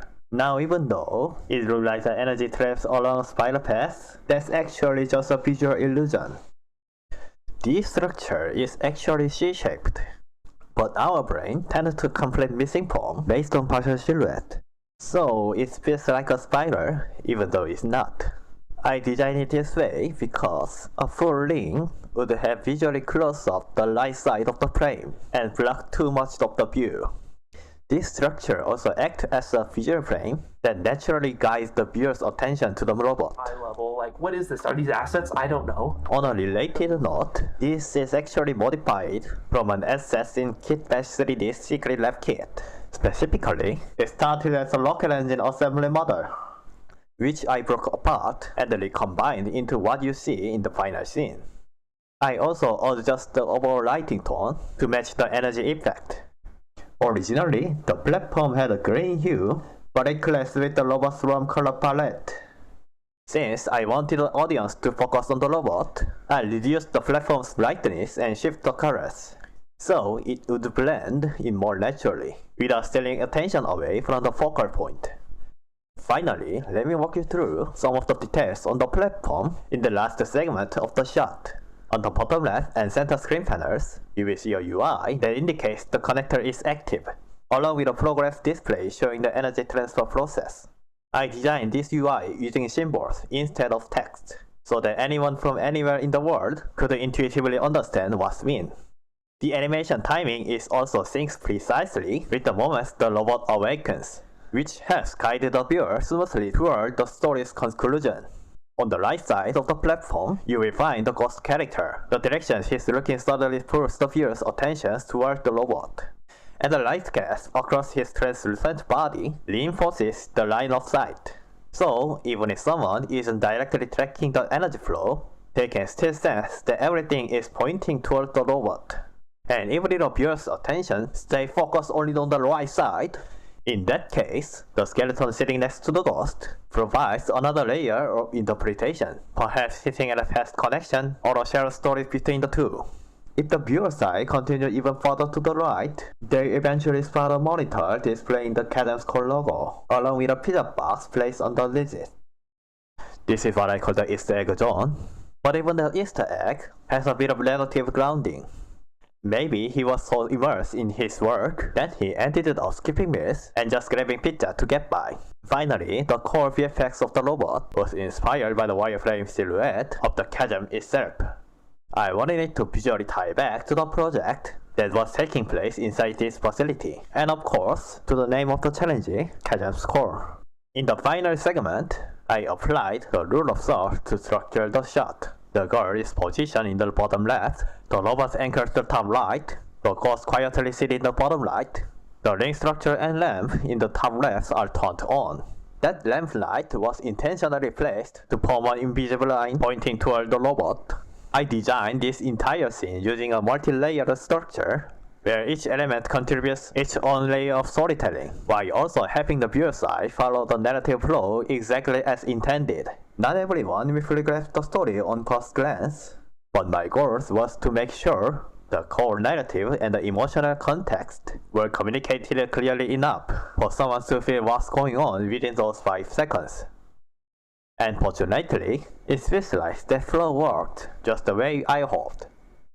And that's the full breakdown of my cadence score entry. I'd like to hear what you think about my breakdown, but honestly, by the time this video is playing, I might already be asleep due to the time zone difference. When it comes to the next challenge, I don't know. There's no guarantee I will end in the top 100 again, but I do know this. I will keep showing up, telling stories, and building what I love, because that's what makes every art meaningful. One tip I can share about the challenge is, if you are short on time like I was, then focus on telling one strong narrative instead of going massive scale. And if you want to try a new feature or tools, test it early with something simple, so you know right away if it's doable within the deadline. Lastly, getting feedback at the right time can be incredibly helpful. It lets you see where the viewer's attention naturally goes, and helps you catch details you may have overlooked. Sometimes that process even sparks new ideas. And most importantly, encouragement from others can give you the final push you need to complete the render during the challenge. If you have any questions or just want to chat, feel free to DM me. You can find me on most platforms, such as Instagram, X, Blue Sky, YouTube, LinkedIn, ArtStation, and Discord, and so on. Hopefully, we will get to meet again in the next one. Until then, I hope we can keep having fun making art. Thank you for watching, and see you later. See what I mean, y'all? Insane. Absolutely crazy. He's right. Get involved in the community. Ask your friends. Get feedback on your art. It's really, really important. And you saw that he was testing stuff out in the weekly challenges on our Discord down below. Go check it out. And of course, follow Holdim. I got his stuff linked below as well. But thank you to Holdim for putting that together. It's probably a lot of work. And very, very brave of him to do, especially since English isn't his first language. But yeah, we all understood. That was incredible. So good. So good. It's time though. It's time to move on to our first place artist, Lesc. After him, we'll have one more. But let's hop in. Hey, what's up, Lesc? Hello. Hi. How you doing? Doing well. I'm doing great. I had a good time. Yeah, man, I love it, dude. Your story about the challenges is actually pretty insane. I don't know if you knew or if you heard. No. I'm sure you heard, but like, Well, yeah, now I heard, but I had no clue before. yeah.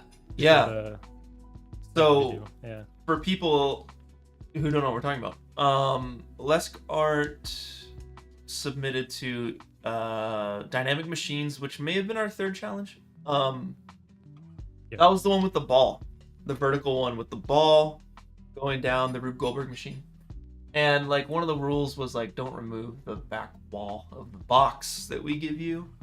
And you removed the back wall, and your art was so sick, but we couldn't have you win for that reason.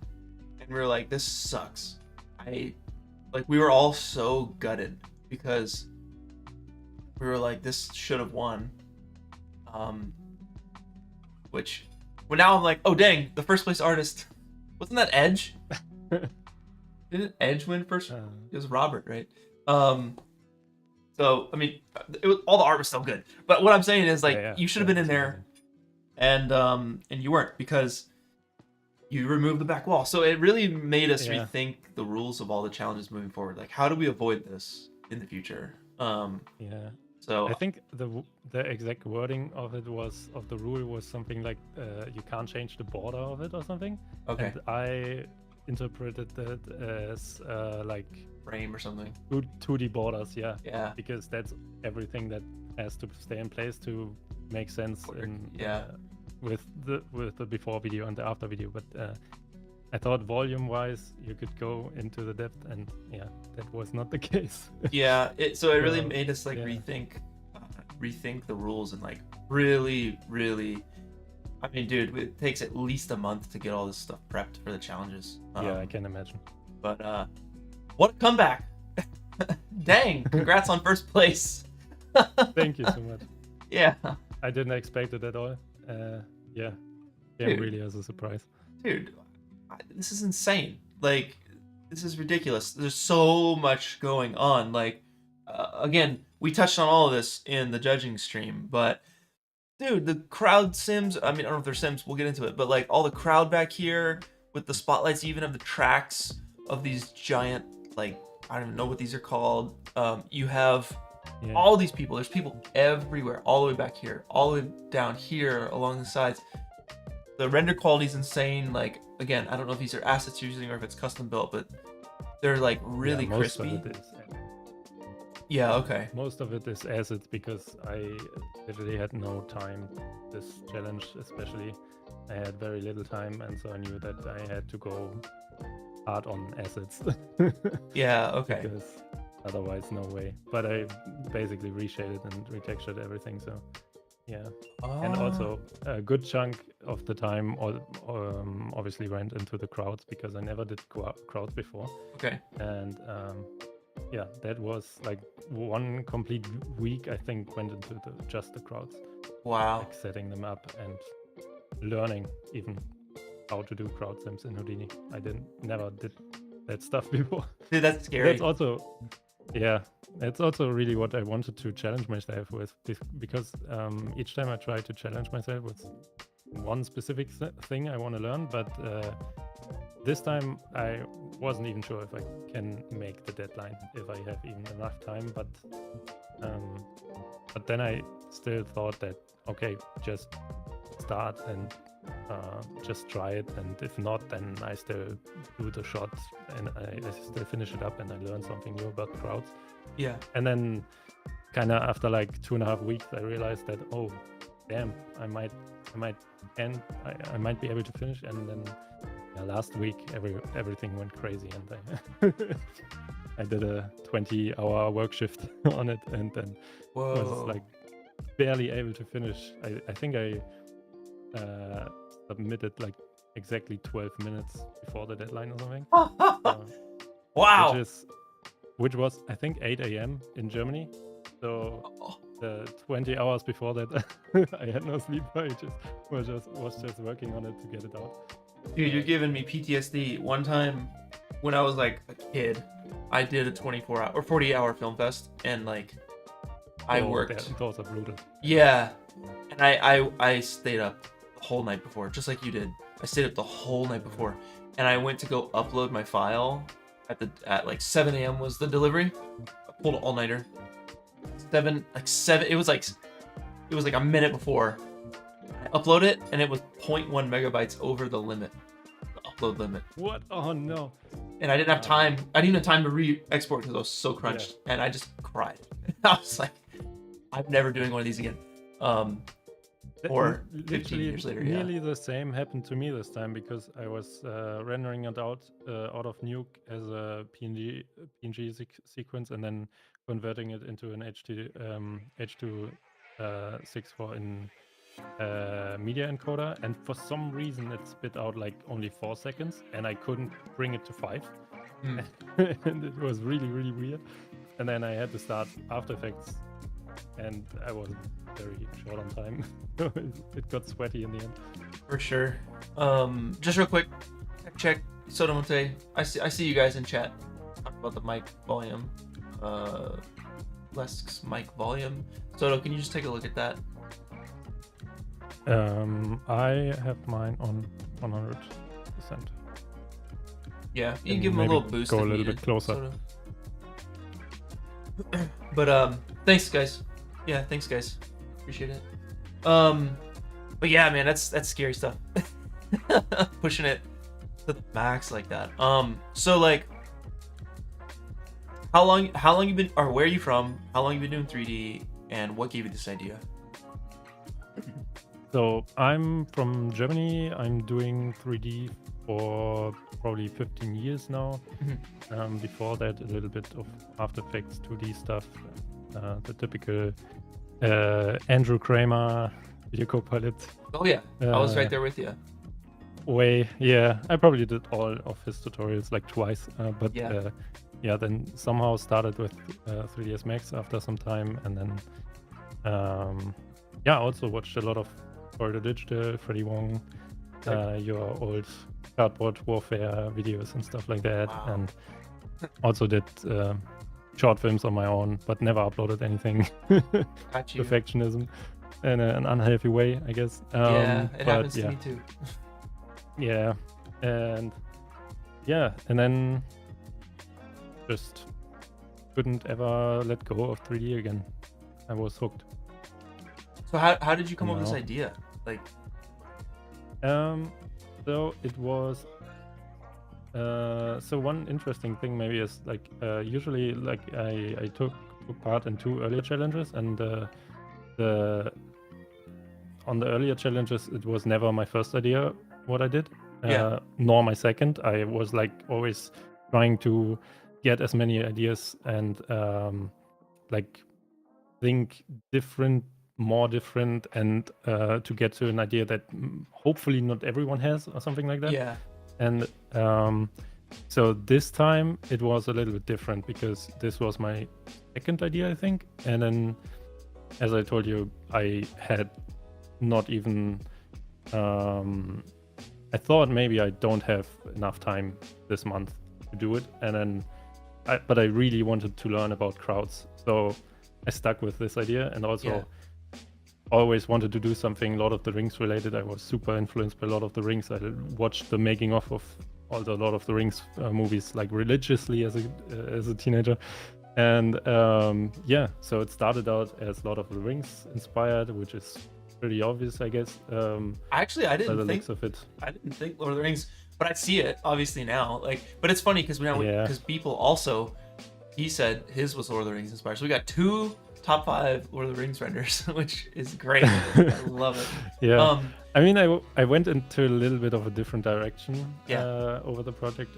I mean, at first I started looking at Lord of the Rings mostly, but then I also saw some images from Kingdom of Heaven and stuff like that, and so I brought it into a little bit of a more Mediterranean look, feel, whatever. Yeah. So I know you have a lot to talk about breakdown wise.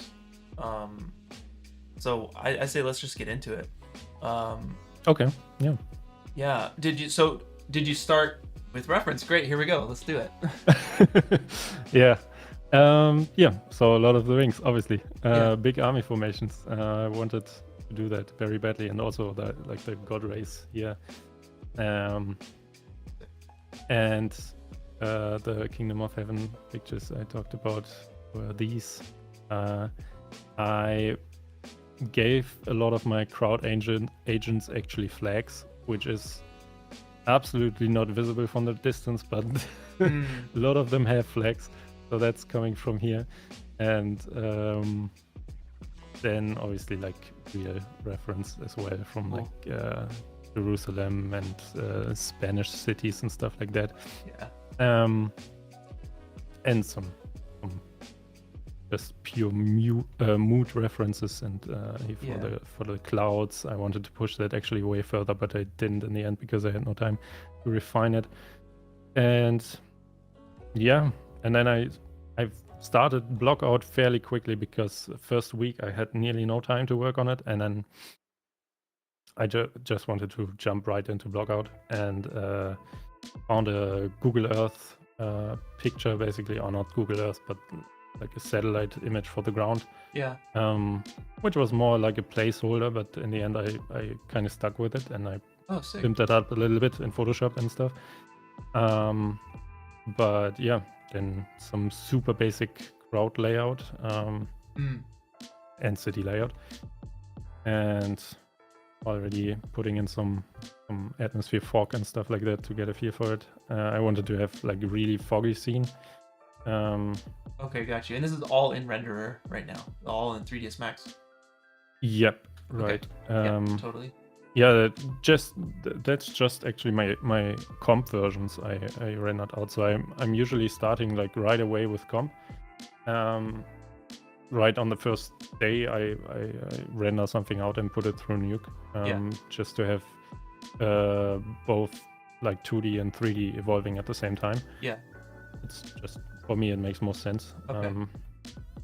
And then I found this very nice Kit Bash pack for like Lord of the Rings style city.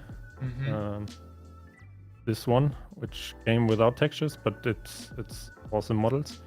And Okay. I built some basic shaders for that, and it's basically the base for the whole city. And the whole scene until this point, or maybe mostly until the end, like the main scene is compiled out of 3 main shaders, I would say, like the wall shader, the ground shader, and like a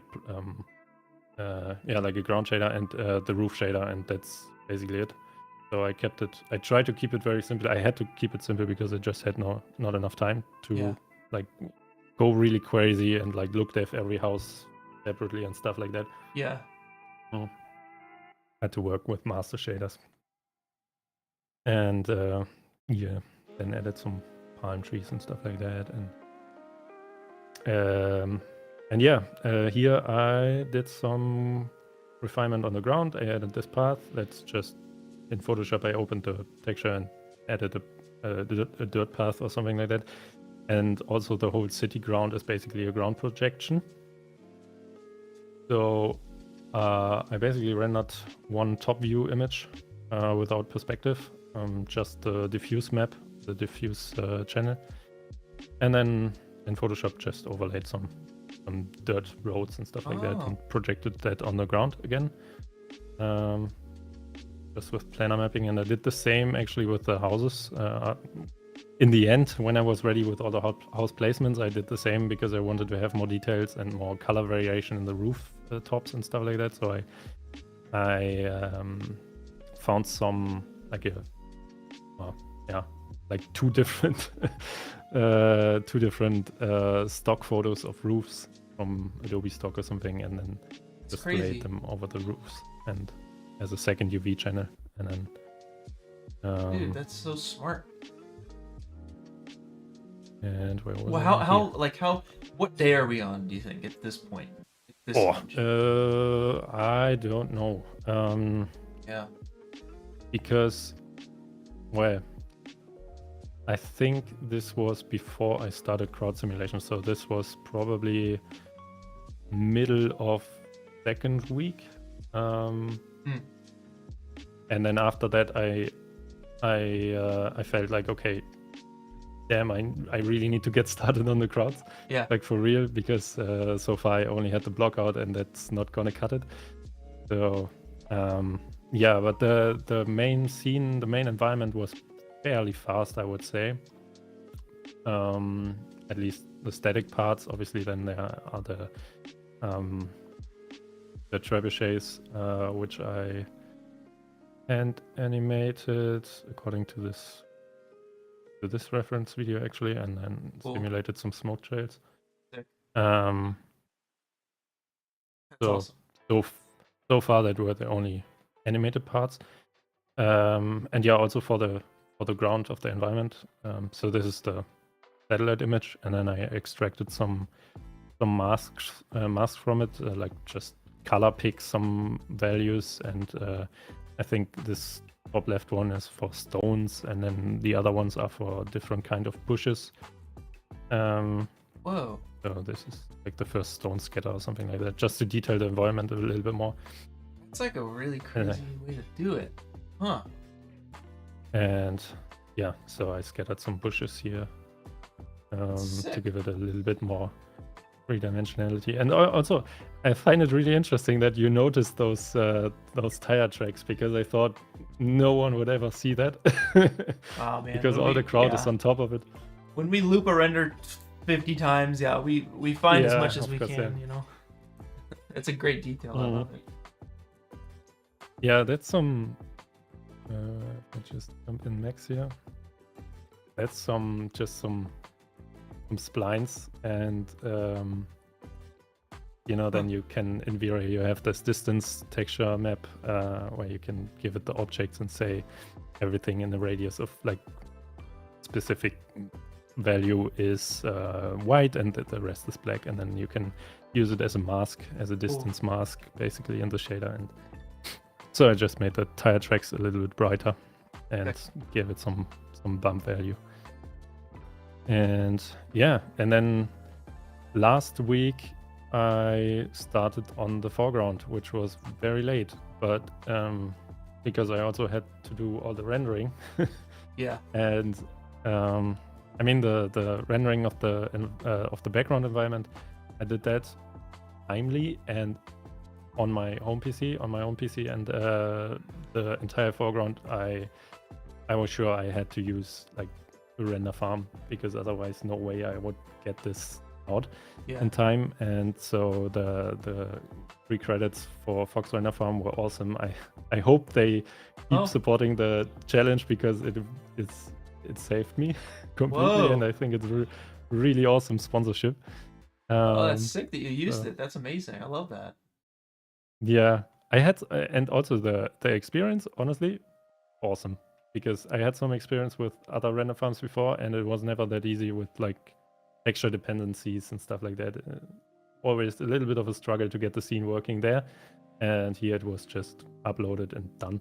Dude, and, good to know. Good to know. Thank you. That's great to have another opinion on it. That's very helpful for us. Thank you. Yeah, it was extremely valuable. And yeah, and then started detailing the foreground.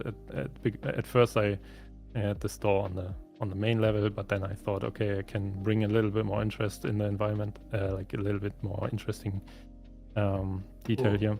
Yeah. So I put it down, and yeah, on the front wall there was really one reference picture I looked a lot at, which was like these type of walls. Obviously way more broken than I wanted to do it, because it's very old. Someone took a photo nowadays, and back then it was probably more fresh.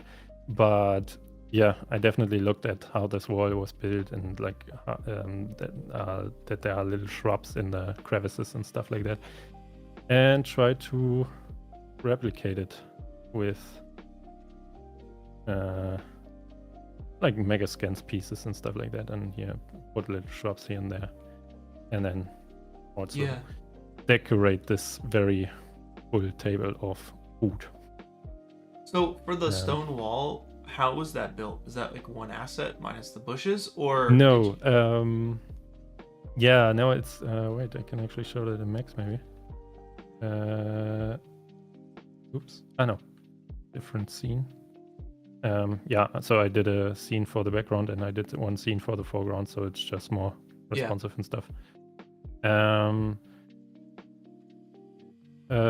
Okay, so yeah, the stones here I placed basically separately. Just like copied them and put a bend modifier on them, and then also same with the edge stones here, and then I did a mortar thingy, basically wrap the plane with really high poly count around all the other models, and then inset that a little bit to fill the crevices here a little bit, and that was then the mortar. And yeah, and then those like green legit. things are some little rocks, and then this other, I think I hand placed them actually. I think the drops I hand placed. Yeah. Mm. Okay, wow. Yeah, it looks really, really clean. And then all the stuff on the left too, like all the detail. Yeah. So this is also like an array modifier or something like that I used, and then cut up some pieces, but this whole wall is just pure displacement. Okay. So there's less detail in there, but yeah, I think it's fine. And then yeah, this is the final step. So for the And also, like, all the characters too, like you added. I mean, we're not even getting into like any cloth sims you got on the cape, and then the flags as well. yeah, And like the characters, we noticed the tips of the spears weren't jittery and stuff. yeah. Well, So the spears. So each of these columns is basically one character. I think those are two. And what I did was I imported them and thought about how I would logically have to go over this, and so I separated in 3 parts. One is just the armor pieces, which are just transforming, because I didn't want to just smoothly deform everything on a character rig or something like that and get armor that is bending and stuff like that. yeah.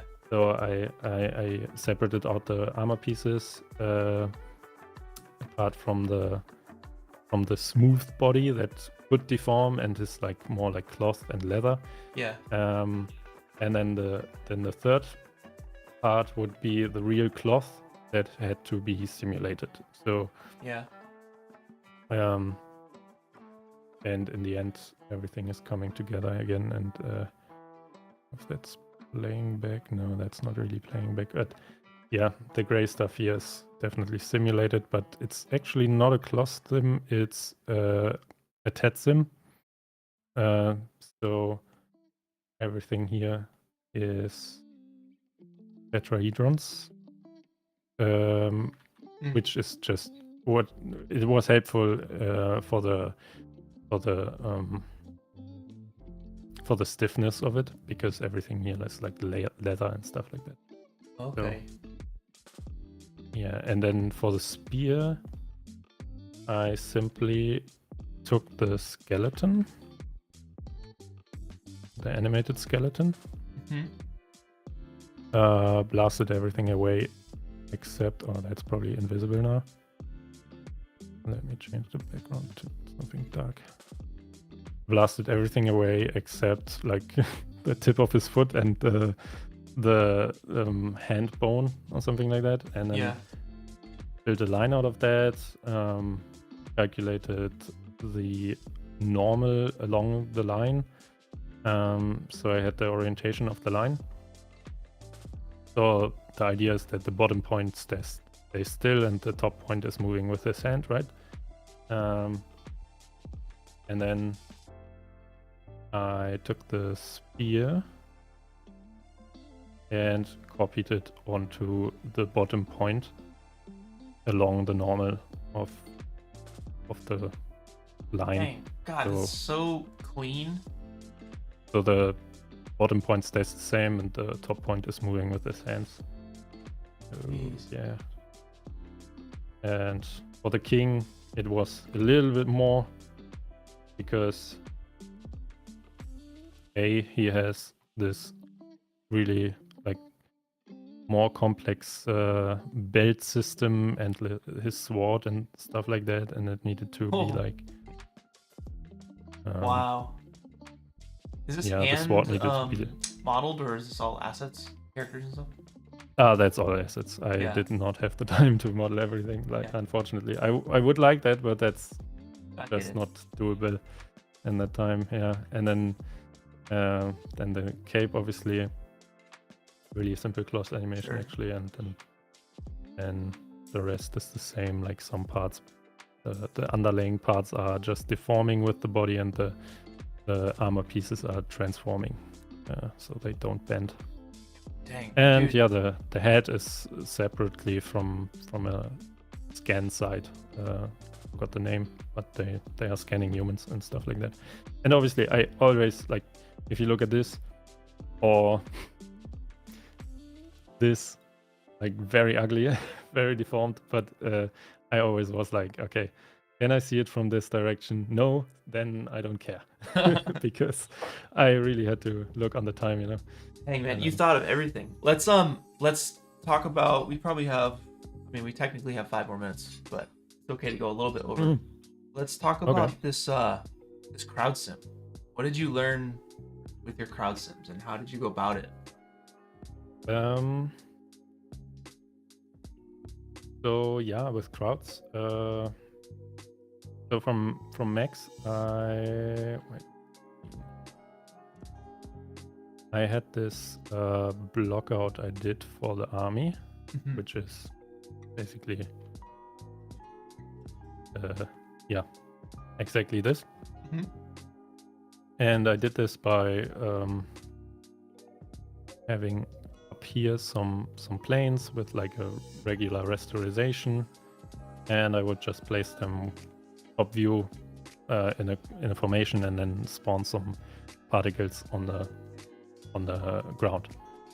And that's how I planned it out in 3ds Max, and then I could just export the planes and reuse them in Houdini later for just the exact same purpose.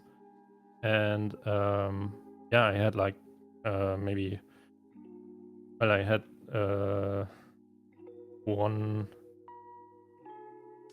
guy here, but he has like several layers of clothing. So he has like 4 different helmets and a couple different shoes and everything in one file, as you can see. I see. And then afterwards you can basically mix and match everything per character. Yeah. Like randomly. Yeah. And yeah, for spawning, I just used those planes from Max projected on the ground, and some of them are just idling. Like the green parts are just agents idle, and then the orange parts are agents that have a target that they are aiming to, and if they reach the target, they stop. And this is just a way to like show what they are doing. So they're starting out like this, and this would be the end position. And the blue parts are just walking right away, and then after like 40 frames start running, and the red parts are running right away and attacking. And then there are multiple animation states for every like every animation, multiple animations per state. So Yeah. there are all these idle states, then okay, walk is just one, but then running, like 4 or 5 different animations for running again. And then there's also ragdoll when they are getting shot, I guess, from the bow and arrow people on the walls, which were actually a lot more work than the crowds on the ground, because they did a lot of fancy stuff up here. Well, not fancy, but they Interaction. are moving somewhere, and then if they are close to the edge of the wall, they start aiming, and then they aim into a random direction and maybe switch the random direction in the middle of their aiming because their target might be lost or something like that. And Wow. after some time, they go a couple steps back and get blue again and walk away again or something like that. So yeah, and you can see all those flags, which nobody can see, but they are there. Oh my god. Yeah, I had a lot of fun with crowds this week, this 1 week.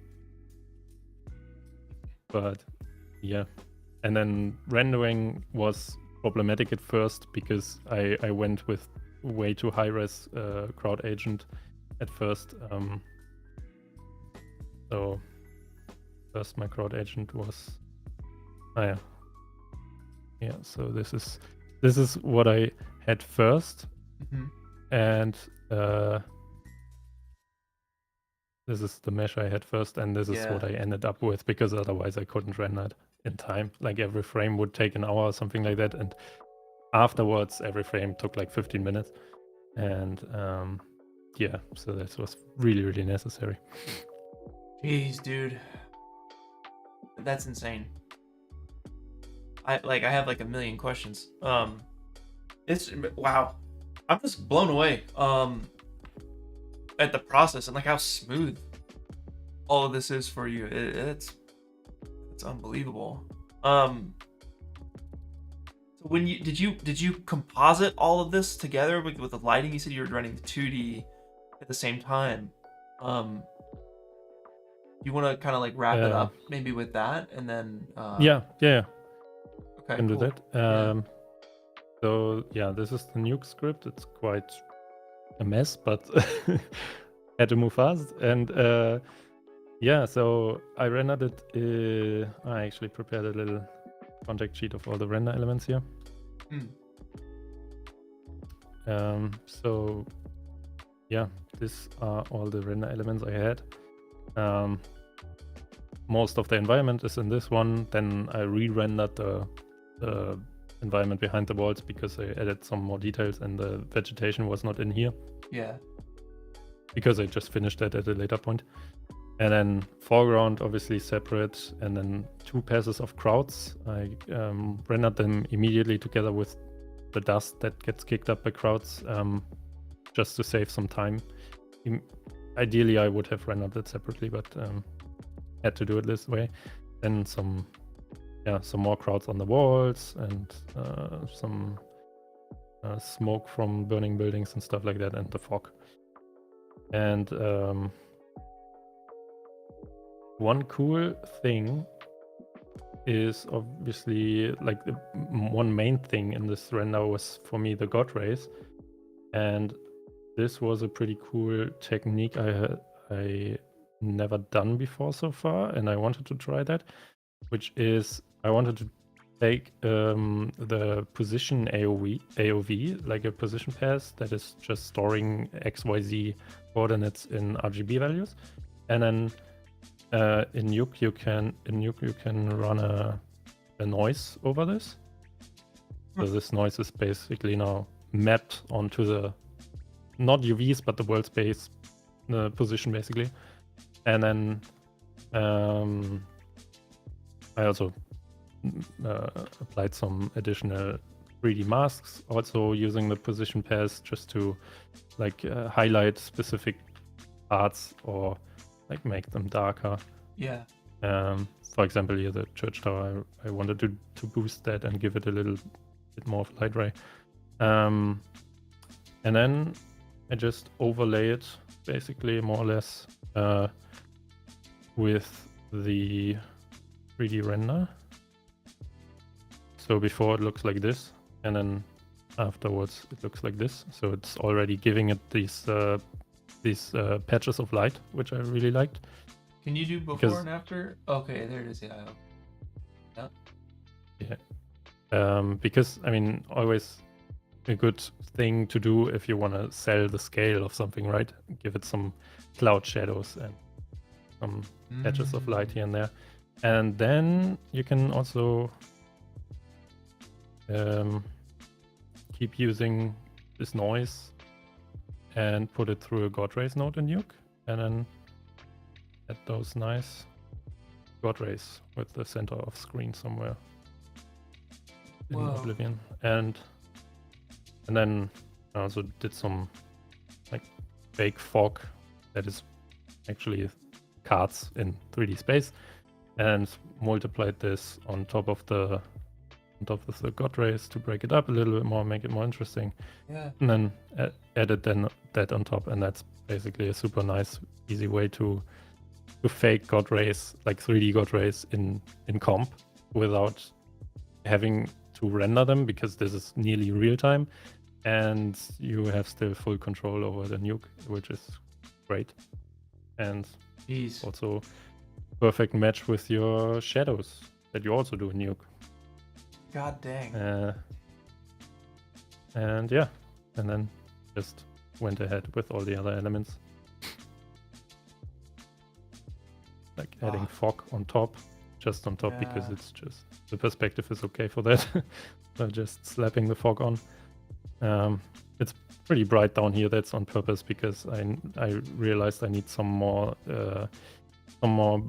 bright fog or dust down here to silhouette the main character a little bit more against the background, especially in the later frames. Like here, it was just nice to have it a little bit brighter behind him, and then like lens treatment and stuff like that, and a little bit of color correction, rain. Yeah, that's it. not- so precise. a- Like your whole process is so dialed in. That is crazy. Super inspiring. Wow. Yeah, you said 15 years you've been doing 3D? Yeah. It shows, Yeah, man. um, Yeah, that's crazy. Well, Houdini I'm doing for like 5 years now. Yeah. But 3 years max, like 15 years, yeah. What about And Nuke? Nuke is also not. Nuke is also maybe. Well, I started using it at work, maybe also 5 years ago or something like that. But Yeah. before that, never touched it. Always did everything in After Effects. Yeah, Nuke is like After Effects on steroids. It's crazy good. I'm looking for an After Effects replacement because I'm trying to get off of Adobe. Yeah. I just have Lightroom and Photoshop at this point, which I probably use forever. But After Yeah. Effects is my bread and butter. It's how I started. I also did all the Andrew Kramer tutorials twice. Like that was it for me. But I miss it. I really miss it, and I don't have a way to do that. I mean, there's Fusion, but I don't know Fusion, and it's like I don't know. Maybe I should learn Nuke. Yeah, well, Nuke is awesome. It's amazing if you do like CG compositing. Mhm. In terms of motion graphics, it's After Effects is ahead because I mean, just the way of layers versus nodes and stuff like that. Maybe there are some people who do amazing motion design with Nuke, but I don't see it. I got you. Yeah. Before we close it out, is there anything that you want to say to any of the artists watching or any of the future artists who are going to join the challenges? Any piece of advice for them? Well, first of all, please keep doing the challenges because I think that's awesome and like immensely important or valuable for the community. And then advice regarding the challenges, maybe or in general, don't overthink it. Try something new. Try like with each project, have something new that you've never done before, but also don't overload yourself or something like that. Easy to say.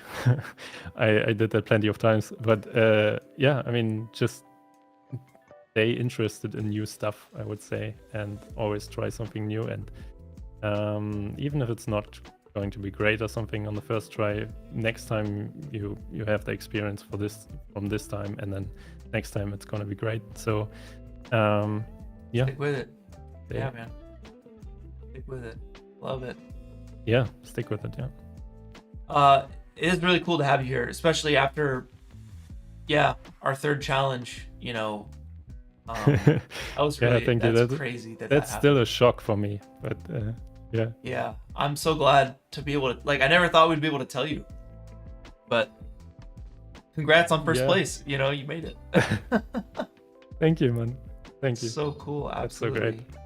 Yeah. Have a great rest of your night. Thanks for staying up late with us, and yeah, It's not so late. But for sure. yeah, thank you. Absolutely. I look forward to seeing what you do on the next ones.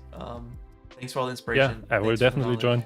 Yeah, I already asked you for when the next one is. But Yeah, it's in August, by the way, Yeah. everybody. It's in August. I think we have the idea for it too. Crazy. We've never had the idea for a challenge so soon, but I think we got it. So we're gonna be chipping away at it. Thank you, Lesc. Thank you so much. Have a great evening, man. I'll catch you Thank you. soon. Thanks. Bye-bye. Ah, man, incredible. Incredible, y'all. We got one more. We got our final artist. I believe this is our second place artist. Digital Dave is going to walk us through his breakdown for a second place piece. So let's just get into it. Let's do it. Oh, Sotomonte's telling me to loop the right render. He is correct. Thank you, Sotomonte. Appreciate you, brother. All right, do it. David. Digital David. Hey, Clint. Hello. Pleasure to be here. Yeah, absolutely. Nice to see you, man. It's early. Thank you for being up so early for this. Oh man, it's a pleasure. My family's all up watching as well, which is pretty cute. And my Oh. girlfriend Tash as well. So yeah, it's really nice. Oh, that's awesome. I love it. I love Yeah. it. Congratulations on second place. This is a beautiful piece of art here. This was our favorite story out of all the renders. And yeah, well deserved. Yeah, absolutely gorgeous. Can you tell me a little bit about yourself? Like, where are you from? How long have you been doing 3D? Yeah, for sure, man. So yeah, about like 6 to 7 years, but I got started as well, like Lesc in 2D, like in After Effects and visual effects and muzzle Yeah. flashes, explosions, all of that stuff. Oh, totally. Yeah. And then for my high school major work, I decided to like make a full short film based off Subnautica, if you know that video game. No. It's like What was that? underwater. PS2 or something or what? Oh, like PS4, so a bit more recent. But I made it on like a Mac Mini, which was like an absolute potato, but just using like Cinema 4D standard renderer. But that kind of kicked off like a passion. Yeah, dude, it was like set it up in the viewport, hit render, and it was like 3 minutes just to see one frame. But it's out. So yeah, crazy. And then that kind, yeah. What version of kinda got into, cinema like- was that? Or R what? Oh man, would it be like R19? Because they were like one of the only programs at the time that had like a student license. Ah, Yeah, so managed to do it for free, which was awesome. Yeah. that's sick. Okay. Yeah. Yeah, I love it. I love it. And where are you from? Where are you coming from? Australia, Sydney, particularly. Yeah. Yep. I was so- talking with somebody. They said that's their favorite city in the world. It's beautiful. Oh wow, it's so good. Harbour Bridge, Opera House. Yeah, it's lovely. Yeah. One day, make it down. Yes. That's cool. So how did you get the idea for this, man? Do you play soccer, or is this just something you're like, this spoke to me and this came out of nowhere? Like, how did you come up with this? I'd love to say it was just like as soon as the challenge dropped, I knew exactly what I was doing, but that's not the case. Okay. I actually struggled with a while finding the right idea, and so I was just chatting to people and my family and constantly bugging them with like, oh, what do you think of this? Like, does this story make sense? But the general idea was kind of the discrepancy between the poor and the wealthy. Yeah. But I was like, how do I convey this in a way that's not cliche, that's like not overdone, but just like really visually appealing to look at while maintaining the sense of depth. And I was like, man, trying to find all that out. I went through like so many different composition changes, which you'll see later. But yeah. Dude. Okay. All right. So what about the soccer element? Like how long did it take you to like land on this? Was it something that this is like 3 questions at once. Was it something that you had figured out in your head and then you executed it? Or was it like you thought you had it, you executed it, and then you changed it in as you were building it? It's funny, the idea of soccer was always kind of there the whole time. I thought it was just like a cool way to kind of blend the two worlds together. Yeah, despite the discrepancy, there's like a similar element that they're both long for. So yeah, that kind of always made it in, but it was just how that was portrayed. Yeah, for example, I had like the rich girl originally in like a dome, and I'll show you the Procreate sketch for that, but it didn't really make sense to have her kind of lower down than the kind of poorer people. So it was like, how do we rethink the composition and maintain that storytelling? And yeah. Okay, so yeah, let's switch over, Soto. Let's take a look at those like early versions you had. Yeah, so this is kind of my big master Miro thing, but this was the original sketch at the very start of the challenge. So different, and my drawing's like really bad, but yeah, you can see the idea was like having the rich girl inside this kind of dome with like multi-layers, and then you would have kind of the outside was really cold and stark, and that was where the kids were playing soccer, and then the girl was kind of just spotlighted by moonlight or something, just looking out, you know. But then I found that, so this is just some more iterations of it, which are so different to the final result. But it just wasn't really working. Like the idea of the dome and having the glass and the perspective didn't really read the depth as much. Yeah, okay. This is awesome to see, by the way. I love like how different it is. Yeah. And then this is my second iteration. So I was kind of like going more for the Art Deco style, but similar concept where the rich girl's kind of like lower down in the chasm. Yeah. And yeah, the outside. But yeah, again, that wasn't really working for the depth. So then I landed on this kind of block out where she's elevated on a balcony, and then you've got the building on the left, this kind of mid-ground garden layer, and then the kids down here. Dude, okay, so like that's huge. When you flipped it, like what gave you the idea to flip it? Were you just trying something or what? I was asking my brothers, I was like, does this story make sense to you? Asking dad, like, oh, but what do you think of this? And he's like, oh, but the wealth discrepancy. So I'm like, okay, well, it makes sense to have to go higher up, and then you could have it from a perspective. So I think just getting a lot of like ideas and taking that on board is crucial to evolving the art. Sick. Take that, everybody, please. Like we've heard this 3 times now, I think. Get feedback, get advice throughout the process. It's helpful. Yeah, that's awesome. Yeah. I love it. Shout outs then. Because it really turned it around. I mean, literally. Yeah. It works. Okay. Yeah. All right. So where'd you go from there?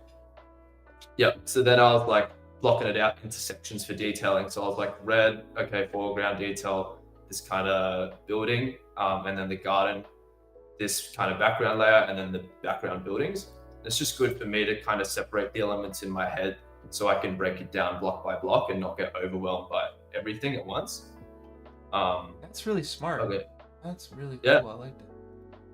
I have this kind of swipe breakdown of the different compositions. So that's the very first one, and then kind of playing around with this garden and then steps down. Yeah. Kind of building in more of the foreground detail. All of the foreground stuff is hand modeled, by the way, so that's something I really wanted to keep, which is just retaining that kind of handmade aesthetic. Yeah. Whoa, that's sick. So you can see all the different passes. This garden element I ended up changing to create like a big sense of depth, and that was like a huge change. I had to remodel this whole fence. Okay. Just rethink the garden elements. Add like a cliff element. So I started with like a basic landscape sculpt. Added some trees. Yeah. So what made you change that? I think having a bigger gap between the two. This wasn't really feeling dramatic enough, and this line here, you don't really read that there's a height difference between this and that. Yeah. Yeah. So just figuring out this stuff like as you go, just like, okay, well, how can I tweak the composition? And then these curves I found really kind of guided your eye towards the girl. Totally. Yeah. It's a really cool shape. Yeah. Very dramatic. You're right. And yeah, having that gorge there really sells the story. Like, I mean, we were talking about it on stream for the judging stream, but I think we talked about it even more privately. But we love that you had that broken bridge down there. Like, was it the rich that broke it on purpose, or was it the rich that just didn't fix it? You know, either way, you know, it's intentional.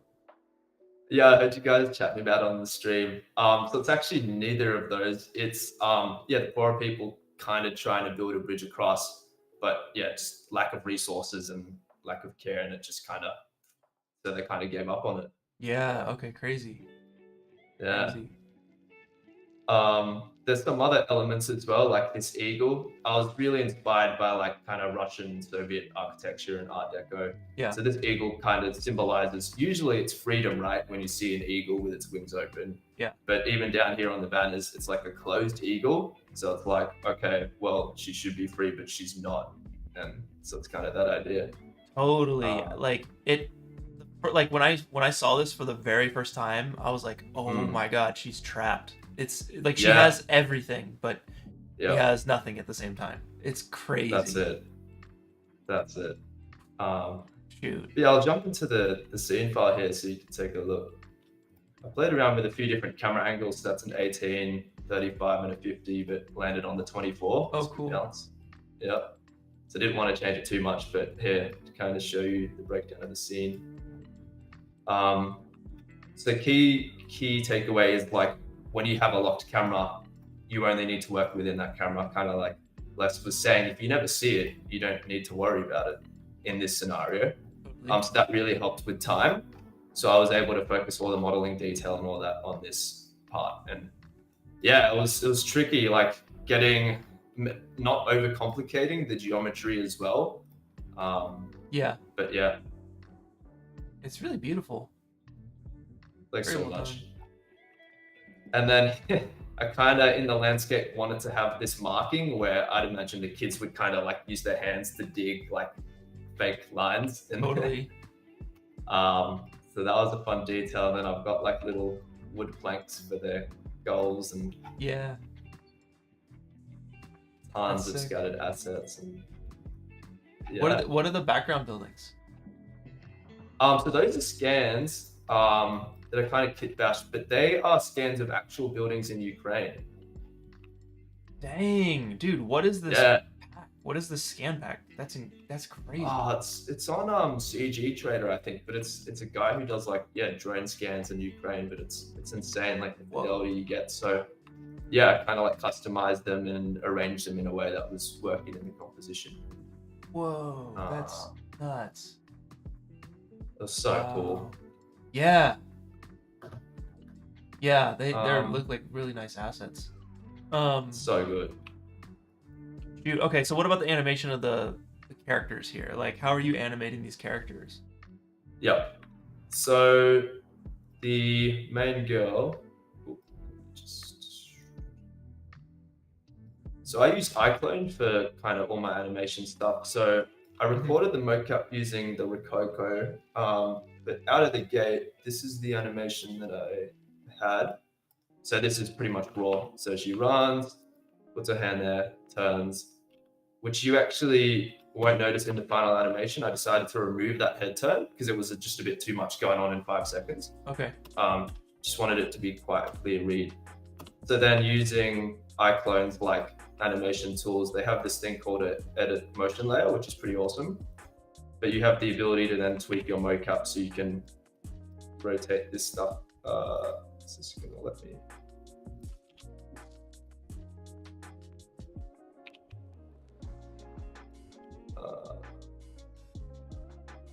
Yeah, like apply filters and stuff so that you can actually end up changing the final animation quite a bit. Okay. So, smoothing layers and stuff. And then you'll notice that I added like a manual lean to it as well. Ooh, Oh man, she's leaning way back. Don't know what I've done there. I think I broke my file. I love this. But, I love this. Oh man, I don't know what's going on. Okay, hang on. Let's bring it back. But yeah, I really like iClone because you can kind of see it in real time and it'll play out nicely. So were you using the Rococo suit or were you using their vision? The Rococo suit and then brought it into iClone. Yeah. Okay, sick. Awesome. And you get the hands to lock onto the that's railing? manual. So that's like a reach target. So you grab the kind of wrist and then you choose a keyframe for it to then lock on the railing. Yeah. So that's manual because the Rococo kind of drips a bit. Yeah. So that's really cool. You're able to get the lock and adjust the footsteps. Yeah. Okay. And then this is kind of the clothing setup for the girls. So I decided to do it using C4D cloth because I was like, why not push the cloth engine to its limits? Yeah. So it's really nice. You can kind of see when we play it. All kind of drapes. And then when we apply the motion capture to the rig, it all moves right, which is great in Cinema 4D. So nice. So does it come with all those little like in the skirt, it comes with those creases? It just naturally falls that way, or does it have to be modeled in a certain way? Modeled in a way that it's just like flat and then kind of goes out. I followed like a Marvelous Designer skirt tutorial for it, but I was like, hey, let's see if we can recreate it in C4D. That's sick. It's really nice. You get like all this creasing because I set the target length to be a bit higher, so it kind of like expands, but then it's forced to contract again. Yeah, okay. And then to like keep it onto the character, I use like a cloth belt. So selected like the top poly point, and then belt it on that. And then for these like shoulder pads, I painted like a vertex map to show like the weight. So where it's like red, that's basically like use the skin animation, so it's like sticking to the character. Yeah. And then where it's kind of yellow, it'll like go down. Thing. Yeah. Yeah. That's really cool. And then I used character creator as the base and then touched it up a bit. Yeah. Sick. That's I love kind of it. the I love that goal. you're doing it like all in cinema. That's so fun. Yeah. It's a great program. I love it. So and then- for the soccer players, yeah. Yep. So I found like 5 different characters, which I then rigged using like Mixamo, and then using the smart suit as well. I talked to my mate who actually plays soccer, and I was like, dude, I have 5 seconds. How do I choreograph this scene? So he's like, okay, you can do 2v2 and one person kind of watching.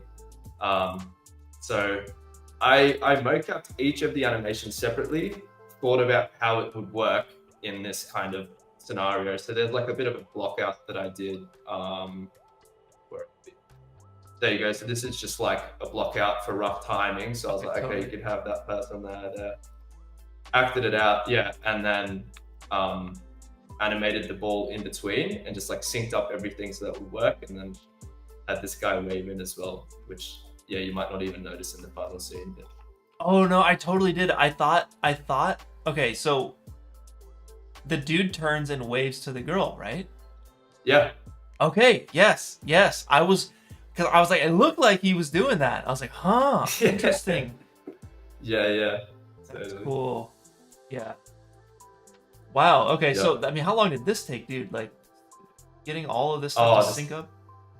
Oh man, this was like 4 days of just like iterating. The mocap was like kind of one session, but it was like trying to work out the mechanics and the timing of everything. Yeah.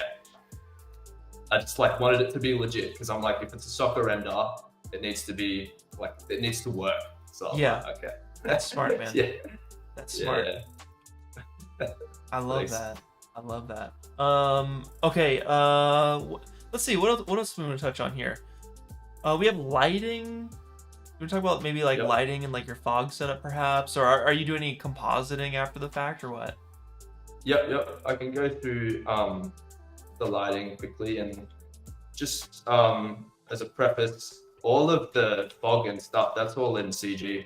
Yeah. Okay, So cool. none of it's kind of cardy. I kind of wanted it that way for like speed of compositing as well. Yeah. Because I find like if I get into compositing, I think my mind goes a bit like crazy with the possibilities. I'm like, add this in comp. So it's kind of like a good limitation for me in a way to be like, okay, well, if I can get it out of 3D, it simplifies it later on. I totally know what you mean. Yeah. It's just I feel you. different. Yeah. I get overwhelmed with all the render layers and render passes, and like, I don't know. I'm just not as comfortable and familiar with the process, but Yeah, same, definitely. I used to play around with like the specular paths, like, the reflections, and I would crank everything up, but then it ended up like looking too far from the original image. So I'm like, pushed it too much. yes, it's easy. I feel like it's easy to do that for sure. Let me see. This is a bit of a risk, but I'm gonna see if I can set up the render view to talk through my lighting.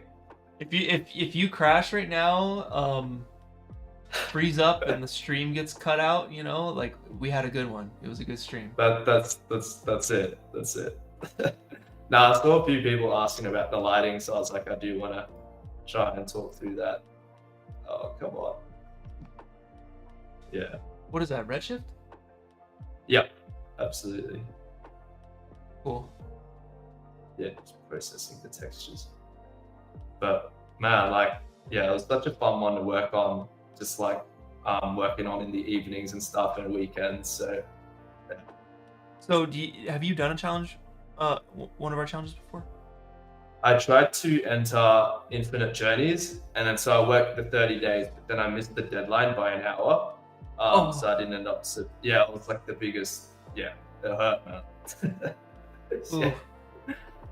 Brutal. It's a good lesson, though. It's a good lesson. Like, don't wait on media in Coda last minute. Yeah, man, I've been there. I don't know. You may have still been asleep, but when I was chatting with Lesc, Yeah, that's happened to me. I was over 0.1 megabytes, didn't make it. It was the worst. Oh man. I feel you. Oh no. Oh, run out of VRAM. Okay, that's all right. I'll Yeah, just I'll cut go. it through. Yeah, so in the viewport. So I've kind of got like a HDRI, just like for the reflections and just to add like GI bounce to stuff. Yeah. And then I have this hero spotlight, which is kind of bringing that nice sunlight through the haze. For the haze, I've got something called like a redshift environment, but that's like a scattering volume essentially. Mhm. I've got like a noise through that, so you kind of see there's a bit of this this detail in the fog as well. It's not just like kind of a plain gradient. Yeah. Yeah. And then I have this kind of spotlight for the soccer field so that you can really pick it out from the environment. Smart, man. Yeah, And very then, smart. I have some gobos as well, which I've hidden from camera view, but you can see that they kind of help to silhouette the left and right of the shelf. So you really just get pulled to this area. Yeah. Got a backlight fill for the character, a left rim, and then a key light for the girl. And then this light here just picks out the specular of the bushes, just to really make them pop, but still retain like the silhouette nature of it. Yeah. But just bring out those highlights. Smart. And then there's like a light inside this little window just to pick out the staircase. I was originally gonna like add some more characters in the buildings, but then I thought that might complicate it further, and I was like, I just want it to be quite a simple story, and I want her to feel quite alone. It does. It's better for that, I think. Yeah. And then that's pretty much the lighting. Just Can you lots show of me iteration. Can you show me your After Effects like layers and stuff? I'm curious. Yeah. So third resolution. Okay, so that's kind of it's a that's little the flat. raw render. Mhm. Yep. And then using a depth pass, I add like a tiny little bit of fog extra, like haze. It's so subtle. And then a bunch of like AOV passes for stuff. So like it's subtle, but the stuff like the gold, just subtle tweaks there. And that's just using like a black and white matte out of After Effects. Out of Redshift. Yeah. Nice. And then like a little adjustment layer for the soccer pitch, just really picking that out even further. So boom. Yep. Then I apply like a light on it, and then color grading, a vignette, some post motion blur. Nice. And then a glow, another glow, additional glow. So those really help to just bring out the softness in the light. Some chromatic aberration, which you won't be able to tell on stream. And then just a grain pass. So yeah, fairly minimal in comp, but I think it all comes together nicely with all its it does colors and stuff. Can you do me a favor? Could you B not the raw render in the final, but everything before you hit the contrast on it? Everything before the should be everything before that. Yeah. And maybe that one too. No, you not include that even.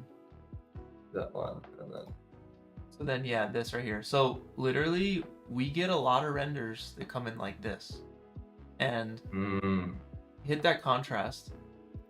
Boom. So important. So much better. Like that's definitely a thing that I think a lot of people could benefit from, is a bit of contrast, even if it's just post process. Like bring it into some software, like you're doing here, and give it a little bit of extra love, because the worst thing is like when a render looks like newsprint and it's just like flat, and it's just come on, give it a little bit more punchiness. It needs it, and like you clearly know what you're doing. Yeah, man. I love it. Do you have your Infinite Journeys render? You pull that up? Yes I do. This is a throwback. Okay, yeah. I want to see. Yeah. Okay, where are we? Here we go. There you go. It's not it. Oh, Yeah. that's crazy. It looks great too. Oh, Thanks so much. dang, man. Yeah, it's such a shame. But yeah, it's a blessing that somehow I was able to. Yeah. You're back. Yeah. Yeah. Yeah, you surpassed top 100 and got straight to second place. Congratulations. Yeah, absolutely. man. Yeah, that's kind of is there anything else you wanna? I think we're at about time right now, but Sounds is good. there anything else that you wanna mention or talk about here? Yeah, just shout out to my mate David Scarzone. He's a legend. He's just like, yeah, always been supporting me. But yeah, just I think reference is just so important. Everyone's been saying that. Yeah. But like even finding architecture and the balance between the different styles and the garden and stuff, just reference is always key. Yeah. Agreed, man. Yeah, agreed. Yeah. Sick. Thank you for your time. Thanks for waking up early. Thanks to your family who also woke up early. Pleasure. Yeah, no, thanks so much for having me on, Clint. It's been a pleasure. Yeah, absolutely, David. I hope well this won't be the end. I'll see you around. You know, we got our top 5 Discord chat going. And I hope to see you and what am I trying to say here? I hope to see you and more of your art in future challenges or even beyond. Like, yeah, man, your stuff is killer. Thank you for inspiring people and putting this out. Congratulations. Thanks so much, man. Yeah. All right. Take care. Good Have job. a good one. And hey, everybody, follow David down below. Go check out his stuff. All right, man. Peace. See ya. Later. All right. That was awesome. I love that. Thank you to all the artists here who took time out of their day, out of their night, out of their early morning to share their process and their breakdowns with you. I hope y'all learned a lot. Let's see what's up in chat. What's up, everybody? That was a good stream. Oh, we got Fabricio up in here. What's up, Fabricio? We have 3 first placers up in chat right now. That's crazy. I love it. Yeah, guys. Thank you. Thanks for hanging out with us and sticking through the whole thing. This will be on the channel forever, so you can always come back and reference it. What else? The next challenge will be in August. So look forward to it. Get excited for it. In the meantime, we're running weekly challenges on our Discord server. It's free. So come on down. The link is down below. And test your skills every week. There's no pressure. It's very low stakes. And there's always 5 winners and some honorable mentions each week. So come on down. Yeah, there's no reason not to do it. And it's a great way to kind of like test things out, experiment in a very low stakes, no stakes really environment. And every week there's a new theme, there's a new prompt. And a lot of the top 100 artists, and you know, you even saw Holdim 4th place is doing the weekly challenges a lot and testing things out. So that when it comes time for the challenge, you have a little bit more speed behind you, a little bit more tools in your toolkit. It's a great way to do that. What else? What else? I mean, I think that's it. I'm going to be working on a breakdown with Fabricio for our intro title sequence. That'll be coming out in about a month's time. Look forward to that. We're going to be talking through our process in Unreal Engine, how we made the intro title sequence for the top 100 Chasm's Call montage. And then after that, I mean, I currently am really, really into music. I've always been into music since I was little.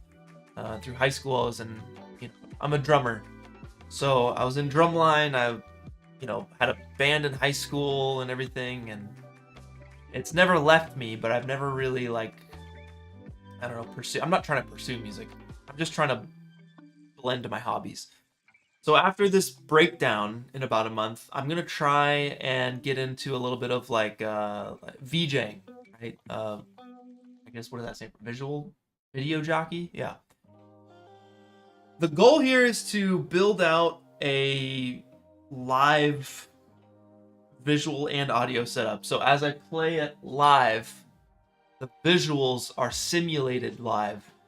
So I'm gonna figure out a way to hook that up to Unreal Engine, and like each instrument is assigned to a certain visual simulation thing. I don't know. I have a lot to figure out, but I'm excited to start diving into that. But y'all, thank you again. Thanks to our top 5. Thanks to all the artists who joined this thing, who joined the challenge, who learned a lot. Really appreciate y'all. And with that, I think we're gonna call it. It's time to get some lunch. Thank you, everybody. I'll see you soon. And until then, hop in on the weekly challenges. And also take a break. Take some time for yourself. It's important. Balance. See you around, everybody. Thank you.